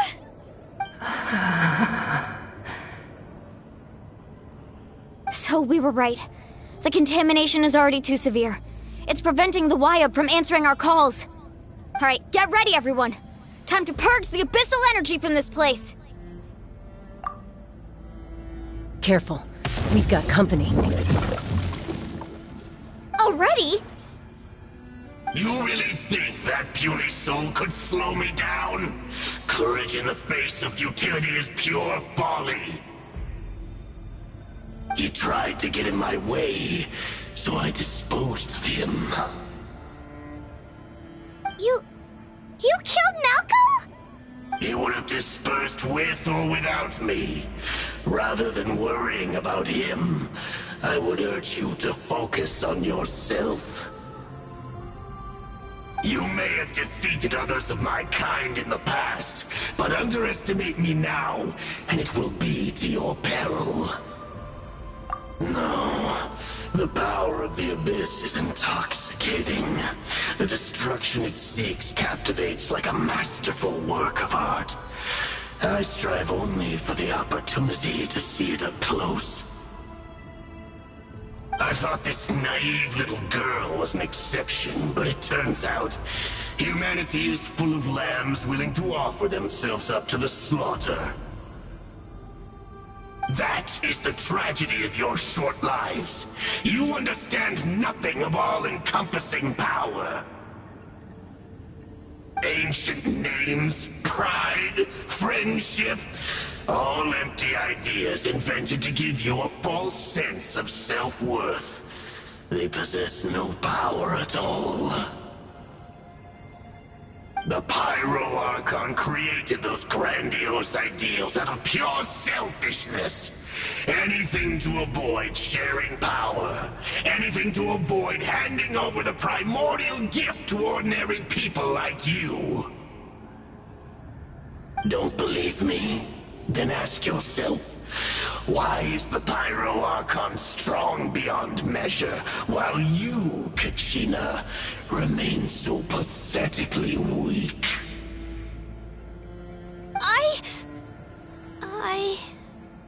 Kachina! Give me your hand.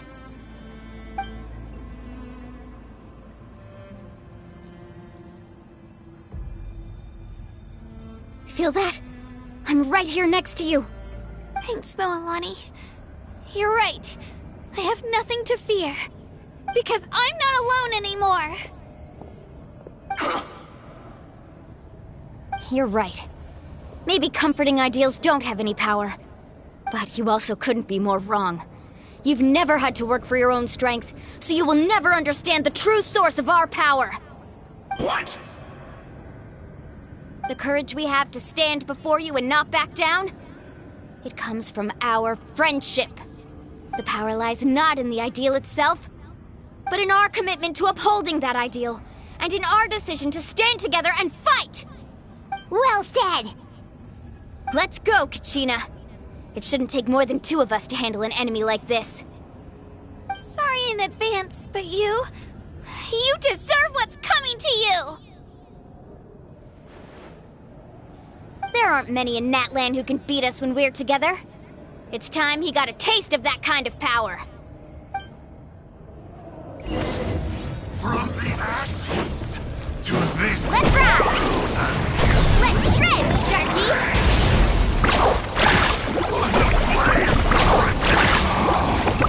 How brightly burns the truth!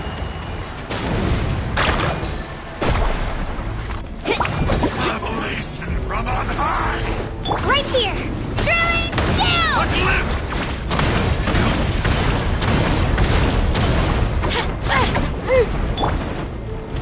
Carbon waves! Amazing! All right! Hear the infernos!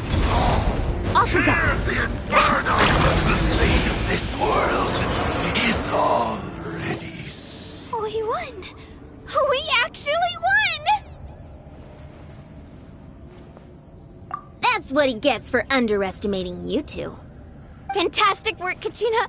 Absolutely fantastic! This makes me so... unbelievably happy. I'm happy too, Moalani. Together we really are unstoppable!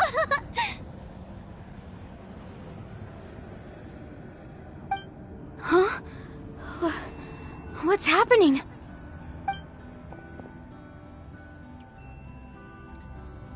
My ancient name is glowing? But I thought I didn't bring it with me. It's probably a projection from the real world, but that doesn't explain why it's glowing all of a sudden. Wait, does that mean you're...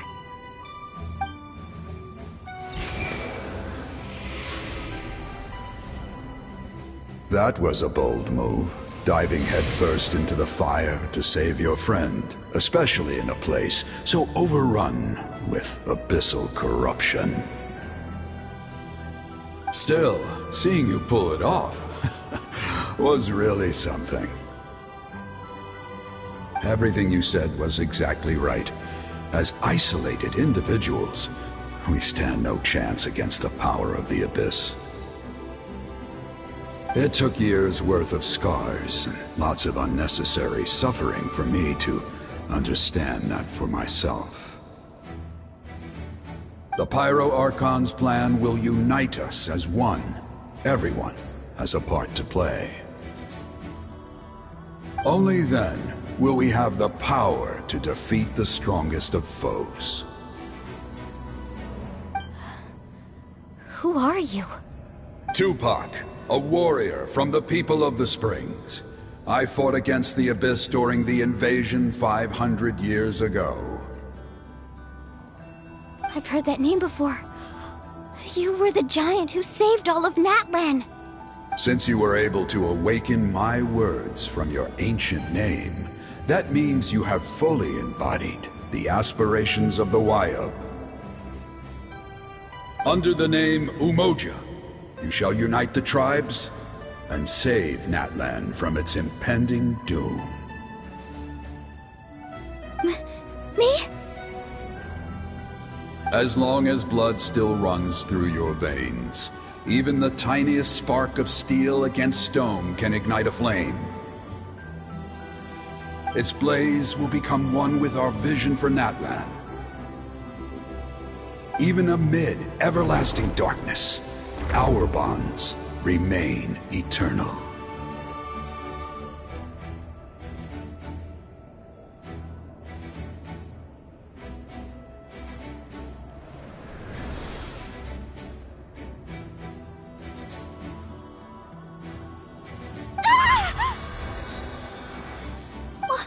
What's wrong, Malani? So many memories. My brain was just flooded with everything he once knew. So that's what happened. What do you mean? Did you just figure something out? 500 years ago, they foresaw the very crisis we're facing now. Efforts to save Natlan started all the way back then. We can go over the details once we get back. We shouldn't linger here longer than we have to. I know bits and pieces, but I had no idea Mualani was also part of the plan. This sounds like something that's going to need a lot of explaining.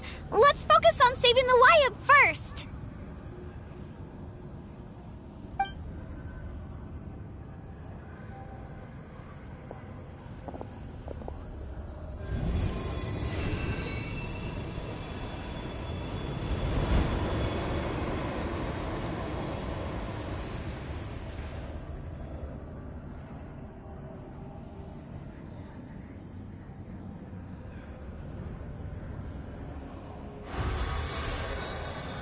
Okay, that should be enough. Wayub? Wayub? Can you hear me?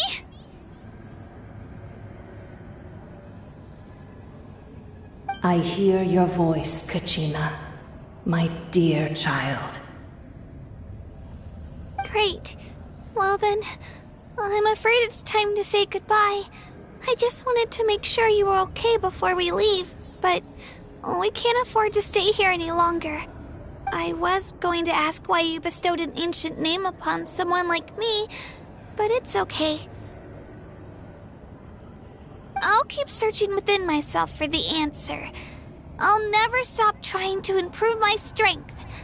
One day, I'll live up to the hero you saw in me. You are already an outstanding child in my eyes, Kachina. No matter what happens. You are all my most beloved children. It has always been my honor to protect and nurture you.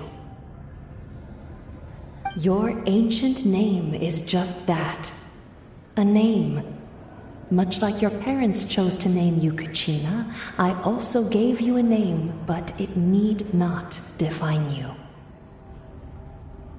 Focus on who you want to be. You are already worthy of your name. Now, you need only devote yourself to becoming a better you. The story of your ancient name is for you to continue. Just like your parents, my love for you will never change, no matter what the future holds.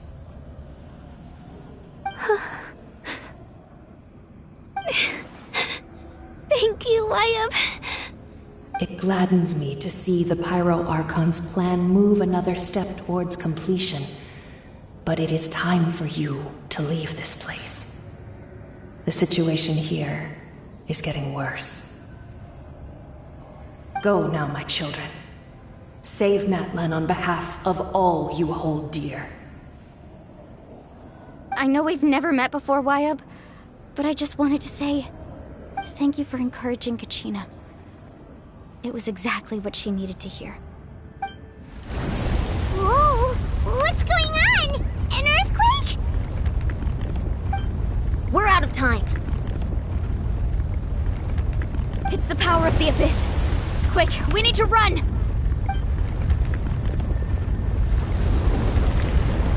It's a Sealy! The Sealy opened the way for us!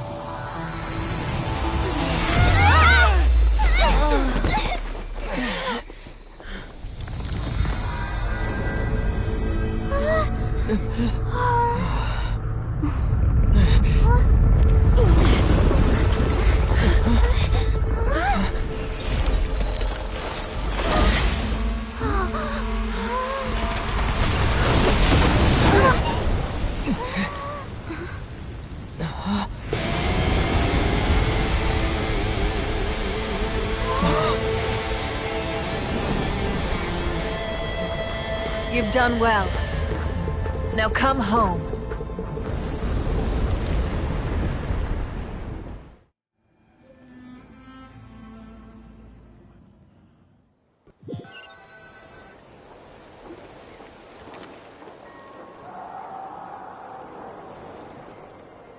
We're back! The Pyro Archon saved us. But she's not here. Yeah, didn't she say she used it all up? She's still in the speaker's chamber. What we saw in the Night Kingdom was just her consciousness. So you're saying her consciousness did all that? Every great display of power comes at a price.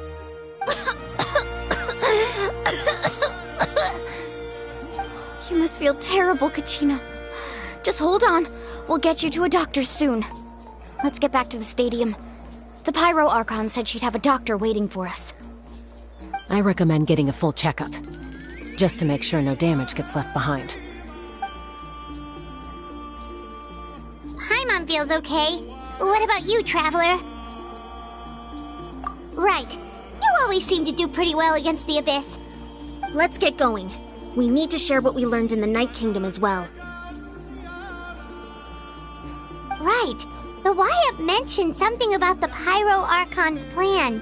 What is it exactly? I'll let her explain everything. We're all a part of the plan now. Every move we make from here on out will decide Natlan's ultimate fate.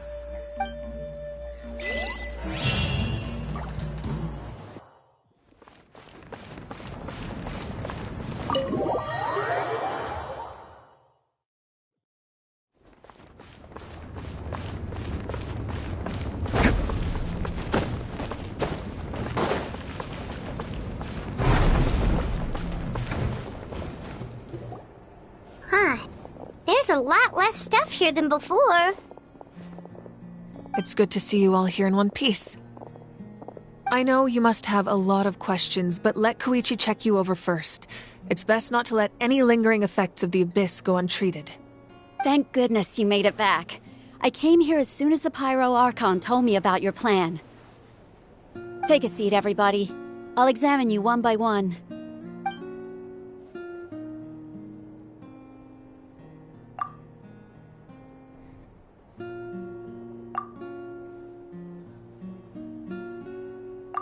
All right, that should do it for now. But just to be safe, I'll perform another checkup in a couple of days. I have to say, though, I've never seen anyone react to the Abyss like you, Traveler. It's like you're completely immune to its power. He always has been special like that. He can even purify its power. Wait, now that you mention it, Paimon doesn't think she's affected either. Given the current situation, that ability will likely play a great role in the events to come. Of course. I still have patients to see, so I'll head out. Thank you, Koichi. All right, all right. We might not see eye to eye, but we both had good intentions. Just give it time. I'm sure we'll figure things out between us one day. Yeah.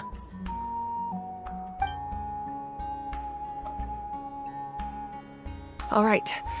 There's so much to discuss, I don't even know where to begin. You've seen it for yourselves now. The devastation in the Night Kingdom. I'll get straight to the point. Natlan is on the verge of destruction. It's very possible our nation has less than a year before total devastation. Huh? No. That can't be true, can it? That's right. But I've only ever disclosed that fact to the handful of people working with me to save this nation. Our looming destruction is not a recent development, but the inevitable conclusion of the disaster the Abyss initiated 500 years ago. Mualani told us a little bit about that. 500 years ago, all the nations of Teyvat were invaded by the Abyss. Unlike the other nations, Natlan never had stable and deep-rooted ley lines, so we suffered the worst of the invasion. The battle against the Abyss was exceedingly long and brutal. In the end, victory came at the cost of our civilization and countless lives. Even then, it took centuries of solving the disasters caused by the Abyss to finally achieve the peace we know today. And still, this is but a superficial victory. The forces of the Abyss have merely been driven back underground. Their threat to Natlan remains as real as ever. I'd never have guessed. The problems plaguing the Night Kingdom are all the more complicated because that realm is essentially functioning as Natlan's ley lines. Immediately after the war, our calculations estimated that we would have a maximum of 500 years before the Night Kingdom was completely lost to the Abyss. But at that time, we were a nation of the destitute. Our people no longer believed in victory, nor did they hold hope for the future. Our civilization was dying, our faith crumbling, and the line of power passed down from the Wyab nearly severed. If we didn't bring the nation back together, it would be foolish to even dream of defeating the Abyss in the future. So, the Archon had a long and involved discussion with the heroes of each tribe, and finally came up with a 500-year-long plan to save Natlan. So that's what happened. After finding Kachina, I encountered a strange figure who gave me a series of new memories. Since the plan was mentioned in those memories, I guess I've been chosen to play an important role in it. But there's still something I don't understand. Those memories showed me the Pyro Archon from back then. And it was you. Huh? But that doesn't make any sense! The Pyro Archon is supposed to be human. It's impossible for a human to live that long. That's right. The hardest thing for humans to overcome has always been time. Or rather, the natural limitations of our lifespan. A god can extend a human's life by using a certain amount of divine power, or subjecting them to a curse. But, as we all know, Natlan doesn't have gods like that. We can only rely on our own methods. A human life is like a flame destined to be extinguished. 500 years ago, I placed my life within the sacred flame. Only by dying before my time could I have the chance to wake up again. So, in other words, this is your second life? Yes. We only managed to defeat the Abyss all those years ago because the tribes came together as one. If the Natlan of the future was to have a fighting chance, the Pyro Archons that came after the war had to rebuild the decimated tribes. The goal was to reunite the people and restore the strength of each tribe's Wyab. Once a tribe was back to its full strength, the tribe's Wyab would select a hero, indicating the tribe was once again ready for war. The Chosen would then stand by my side in defense of our nation, just like great heroes of old 500 years ago. So that means I'm one of the Chosen? That's right. You bear the ancient name Umoja, the same one held by the hero from your tribe 500 years ago. It means unity. After your adventure in the Night Kingdom, I trust you've come to fully understand the meaning of that name. So in other words, you always knew who the Wyab were going to pick from each tribe? Yes. According to the plan, each tribe was supposed to have been fully restored by the time I awoke. But something went wrong along the way. The 6 heroes successfully inherited the ancient names from 500 years ago, but the intel regarding the plan wasn't passed on to them. Once again, it comes down to the deterioration of the Night Kingdom. Communication between the Sacred Flame and the Wyab has been blocked. Just like how the Ode of Resurrection failed to bring Kachina back. Exactly. It's just another tactic the Abyss is using against us. The Abyss may not possess intelligence, but its methods certainly aren't easy to counter. If we want to unblock that information from being passed on, my presence alone isn't enough. The ancient name-bearer must establish a greater connection to their name. So, I've tried my best to help them from the sidelines. Currently, Shalonin of the Children of Echoes, Kinich of the Scions of the Canopy, and Iansan of the Collective of Plenty have all been acknowledged by their names. During your adventure, you too earned the acknowledgement of your Wyab, Mualani. In the process, you gained the memories stored within your name.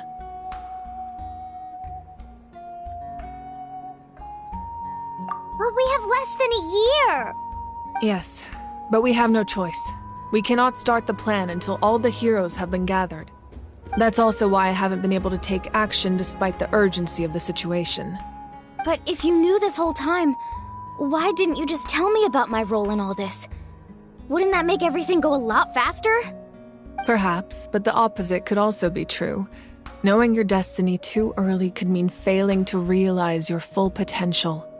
Just like your determination to save Kachina, I hope your commitment to this endeavor comes from your own strength of will, rather than a sense of obligation. So I suppose you're not going to tell us who the final 2 heroes are then? That's right. Their time is yet to come. Putting pressure on them beforehand will only hinder their development. I can only trust in the judgment of the Wyab. I have never believed I could solve this crisis alone. In fact, it was precisely because I chose to trust and rely on others that we managed to get this far. Natlan's salvation lies not in its Archon or any singular individual, but in us all. You're quite perceptive, aren't you? I thought I might get away with avoiding the topic. Huh? Oh, right! All of the stuff you stored here before, where did it all go? Even though I sacrificed my power, I still needed a contingency plan to ensure you would make it back from the Night Kingdom. After all, I was the one who allowed you to take that risk, and Mualani has an important role to play in my plan. In addition to their sentimental value, the items I stored here held a much more important purpose: fuel. Fuel? Ah, so back then, that's why you... Yes. The stories embodied by those items are certainly important, but there's an even more significant trait they all share. Every item belonged to a hero of Natlan. Over time, they became imbued with a certain amount of contending fire from being carried in battle. On their own, each item's power is limited, but together, their combined effect can prove quite useful in a dire situation. By burning those items, I was able to activate the contending fire stored within them to open the boundary between the two worlds. It was a rather crude approach, so all their power was depleted in an instant, as you can see. But weren't they all precious treasures? What about their stories? That's exactly why I dragged you all here. No matter what, I never wanted the Pyro Archon to have to use that power.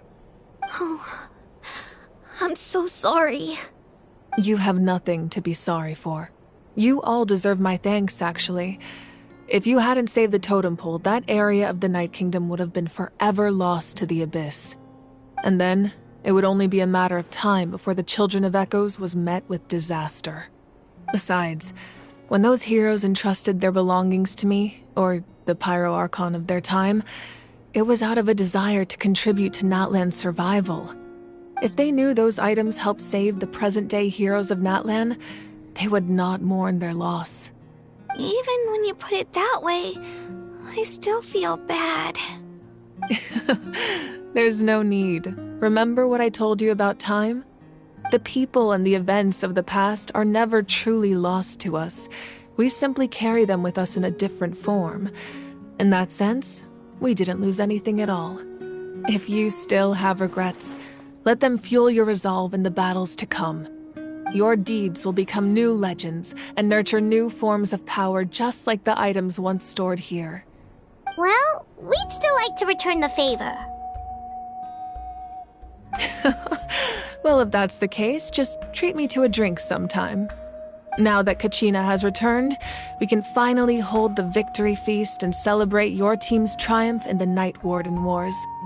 And we could all use the rest, that's for sure. Plus, you'll be able to silence everyone who doubted you once and for all, Kachina. Still, now that I know the danger we're facing, having a victory feast doesn't feel right. Try not to let it get to you. It's important to stay calm. Worrying about it will only affect your judgment. All right. You should head out. I'll join you in a bit.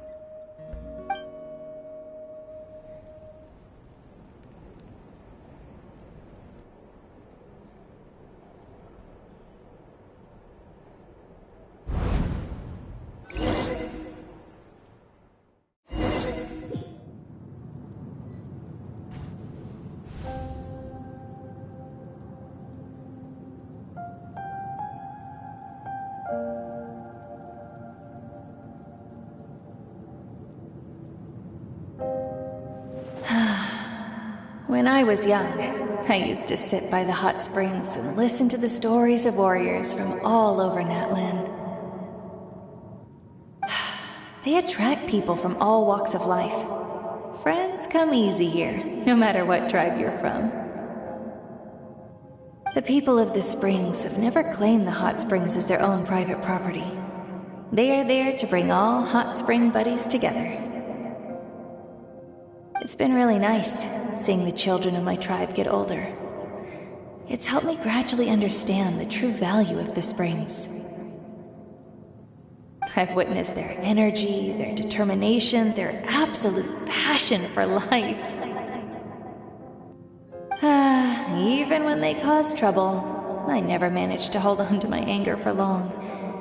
It's unbelievable how quickly they worm their way back into my good graces. I'm certain Mualani will become a great warrior when she grows up.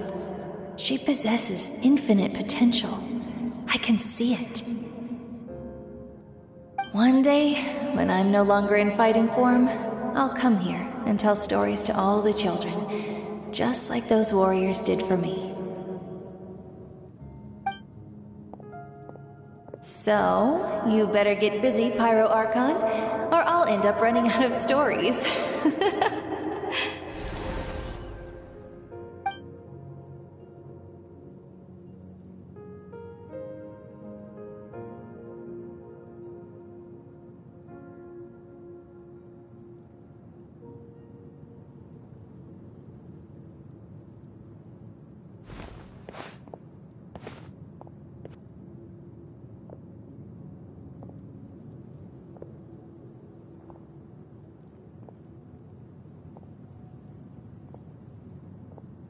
Our nation is engulfed in darkness. Our tribes stand divided, and yet you promise victory in the distant future. The Abyss is a cunning enemy, one that I faced in battle many times. Were that not the case, I would never understand exercising this degree of caution. My rage will never know absolution. Then my power will no longer aid you in victory. But you came to me because you knew you could convince me with just a single sentence. I understand your choice. The heroes of today will forge the path ahead with blood and fire. Just remember to earn us the victory we are owed. Otherwise, rest assured, I'll find a way to collect the debt. For Natlan.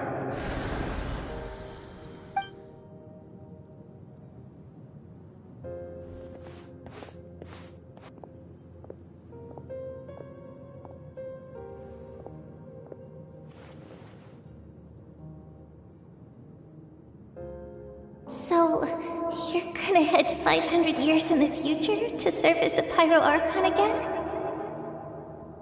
But what about the you from right now? You're just gonna die? You can't ask her those questions and expect her to answer, my dear. The decision is hers to make, and she deserves our support. We will do everything we can to rebuild the tribes. Don't you worry. Even across time, we will all do our part to fight for Natlan's future. Yeah, Mom's right. We'll always believe in you, sis. Oh, seriously though, Dad should be here. Where is he? I imagine he didn't know what to say, so he chose not to come at all. Don't take it to heart, my dear. That's just who he is. Just remember, no matter what happens in the future, we will always love you.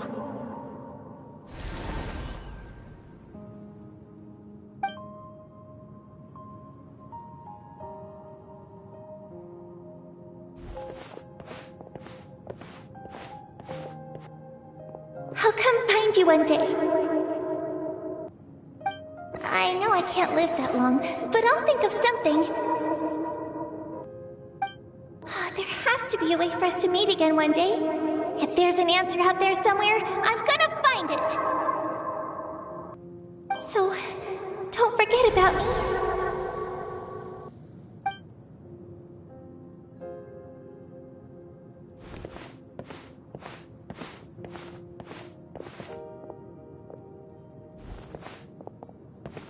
If that's your decision, then you have my full support, Archon. May our children live to see such a lovely son. For Natlan! No one fights alone.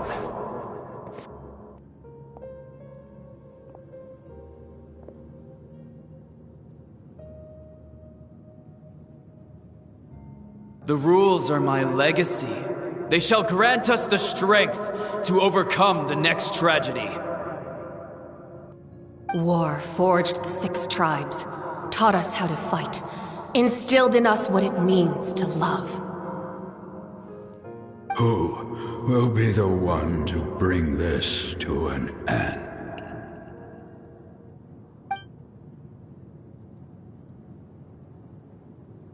We are the inheritors of memory and legend. Those who grew alongside sun and wind. Those who forged our own destiny and future. That is Natlan's fire. The lifeblood of our nation.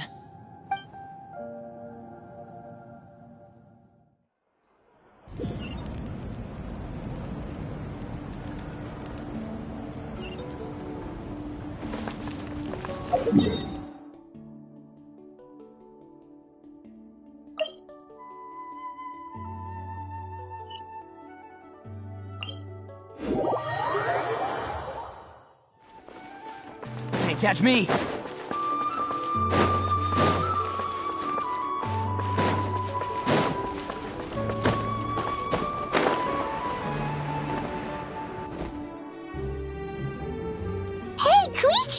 You here for the victory feast too? Oh, no. I knew Chaska would be here, so I just came to deliver some medicine. I was about to leave, actually. It's not that I don't want to celebrate Kachina and the others. I'm so glad she made it back. It's just... well, I'll make things awkward if I'm around my sister right now. Ah, well, you two had a fight, so Paimon can understand. She didn't cause any trouble during your trip, right? Yeah, she was super helpful. She gave us a lot of useful information about the Abyss. That's good. That's all I needed to know. Is there a reason you asked? You were pretty outspoken when we first met, but now it's like you're holding something back. Maybe it seemed unreasonable, picking that fight with her before you left, but I did it for a reason. Her impulse to fight is extremely strong. Her mental strength helps her rein it in, but she still loses control sometimes. I had no idea what you might face in the Night Kingdom, so I didn't want to take any chances. So what you're saying is... Okay, so maybe it sounds a little stupid, but it works pretty well. It helps her keep her cool for a little while, at least. Anyway, I'm just glad you were able to make it back safe and sound. That's all I wanted. But do you really have to go that far? Can't you just talk it out? No way. Chaska never opens up about her own pain, especially to her family. She can't learn about this, or it'll be even harder to help her. I appreciate the understanding, and don't worry. I'll find a way to help her ease this burden. Anyway, I need to get going.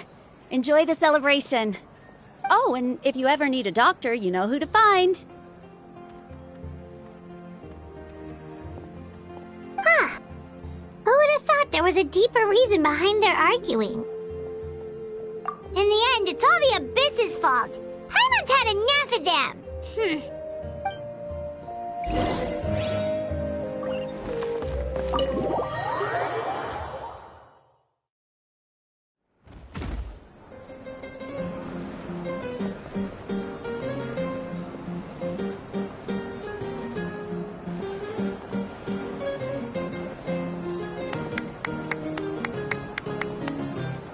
Let's give a huge round of applause to our brave young warrior, Kachina! Woohoo! Well done, Kachina. Thank you, everyone. I'm so glad I finally made it. I always knew you could do it. With so much potential at your age, you have a great future ahead of you. You're one to talk. Don't think I didn't know you were the first person to abandon your team. I'll be dealing with you when we get back. I had no choice. My friend invited me. I couldn't just say no. Oh, really? So you weren't just trying to get ahead in the first round? I wasn't, I swear. I just happened to find that bearer injured in the wild, so I stopped to bandage his wounds.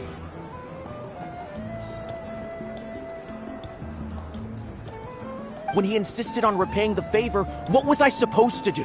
I'm just one person. I figured Kachina would have no trouble replacing me. But the fact of the matter is that after your departure, everyone else started thinking about swapping teams too. I'm really sorry, Kachina. It was wrong of us to abandon you like that. It's amazing that you still made it all the way through to the Night Warden Wars. That's the highest honor. So, what about you guys? Did you make it far? Our team captain drank too much the night before the competition and turned up late to the stadium on the day. We got disqualified. Serves you all right. No sympathy from me. Alright. There's no need to be like that, Uncle Pakal. Dear friends, I'd like to say a few words. Firstly, I'm grateful to my friends and our great Archon for helping to bring me back. This traveler and his companion Paimon are some of the strongest people I've ever met. If they were allowed to participate in the pilgrimage, I have no doubt that they'd win the whole thing. They've agreed to let me learn from them. With their help, I believe I can become even stronger still. And let's not forget my good friends, Moalani, Chaska, Kanich, and Ayan-san. They all helped the Traveler and Paimon figure out a way to bring me back from the Night Kingdom. They too deserve to be called our heroes, so please give another round of applause for them. Thank you so much! Well said! I'll drink to that. How does it feel being a hero, Kachina? To be honest, it's a bit overwhelming. It all just feels so surreal. Well, you better get used to it. Next up, undefeated champion! Hey, please don't make fun of me.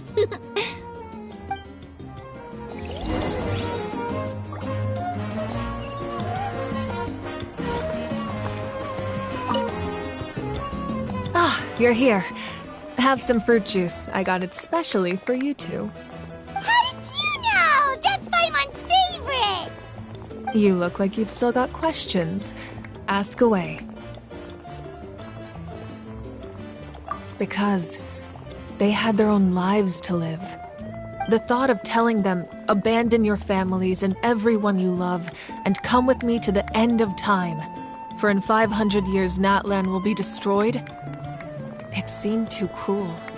You could just as easily point out that everything in this world would come to an end eventually. But life is short. And beyond a point, it just doesn't seem real. Imagine if I said, let's leave right now, and go save the sun because it'll flame out in a few million years. It would sound quite ridiculous. I couldn't make them shoulder that burden with me. Besides, every generation will have its heroes, this one included. The plan could still work without them. Or, of course, without me. But since I was the one who came up with the plan, I felt duty-bound to see it through to the end. Paimon's suddenly remembering that portrait in your room. Was that your family from back then? Yes, it was. So when you asked me who my sister grew up to be, the truth is that very little information survives. From what I've been able to piece together, I can conclude with a reasonable degree of confidence that she ended up as an architect and artist. She played an instrumental role in rebuilding the scions of the Canopy tribe, designing and building many houses. But of course, none of her buildings are around anymore. Still, it was an impressive achievement, and I'm very proud of her. You feel loss keenly. It seems to stir up feelings of regret in you. But this is something I have long since come to terms with. This is a war, and there can be no war without loss. I am already far more fortunate than those who lost their lives to the Abyss. The people of Natlan look to me as their Archon, and the weight of their expectations is mine to bear. I must see our fate through to the very end, no matter what I may find there. Yeah, doesn't that mean the way everything ends has already been written, including your plan? I suppose, but so what? Don't forget, time takes many forms. The past, present, and future coexist, and all are equally important. Even if the future ends in destruction, there's still no reason to give up on the here and now. And it's precisely because we humans cannot know our fate that we will never give up on our struggle. This is a pivotal moment. We are still 2 heroes short. Well, 3 to be precise. There's one further hero who I'm hoping to get on my side, whatever it takes. Your resistance to the corrupting power of the Abyss is truly remarkable. It would easily make you an all-important figure in the upcoming battle. If you agree to join us, you will not only gain my full support in your journey, but I will also forge a brand new ancient name for you. Ancient names can be forged? They can. Several strict conditions must be met, but if they couldn't be forged at all, then the number of them in circulation would have long dwindled to 0. Possessing an ancient name would mean that your adventures in Natlan are recorded in full. Your stories would be remembered by our people for all the years to come. The Ode of Resurrection may have temporarily lost its power, but still, take this as my personal guarantee that I shall never let you fall. Just like in the Night Kingdom, I will be there for you. That is a promise I will fulfill at all costs. This nation always honors its heroes. Yeah, we can't just ignore the situation here. Wonderful. Then I'll reach out to Shilonen right away. She's the one who will forge the name. We've never forged an ancient name for an Outlander before, but I trust she'll find a way.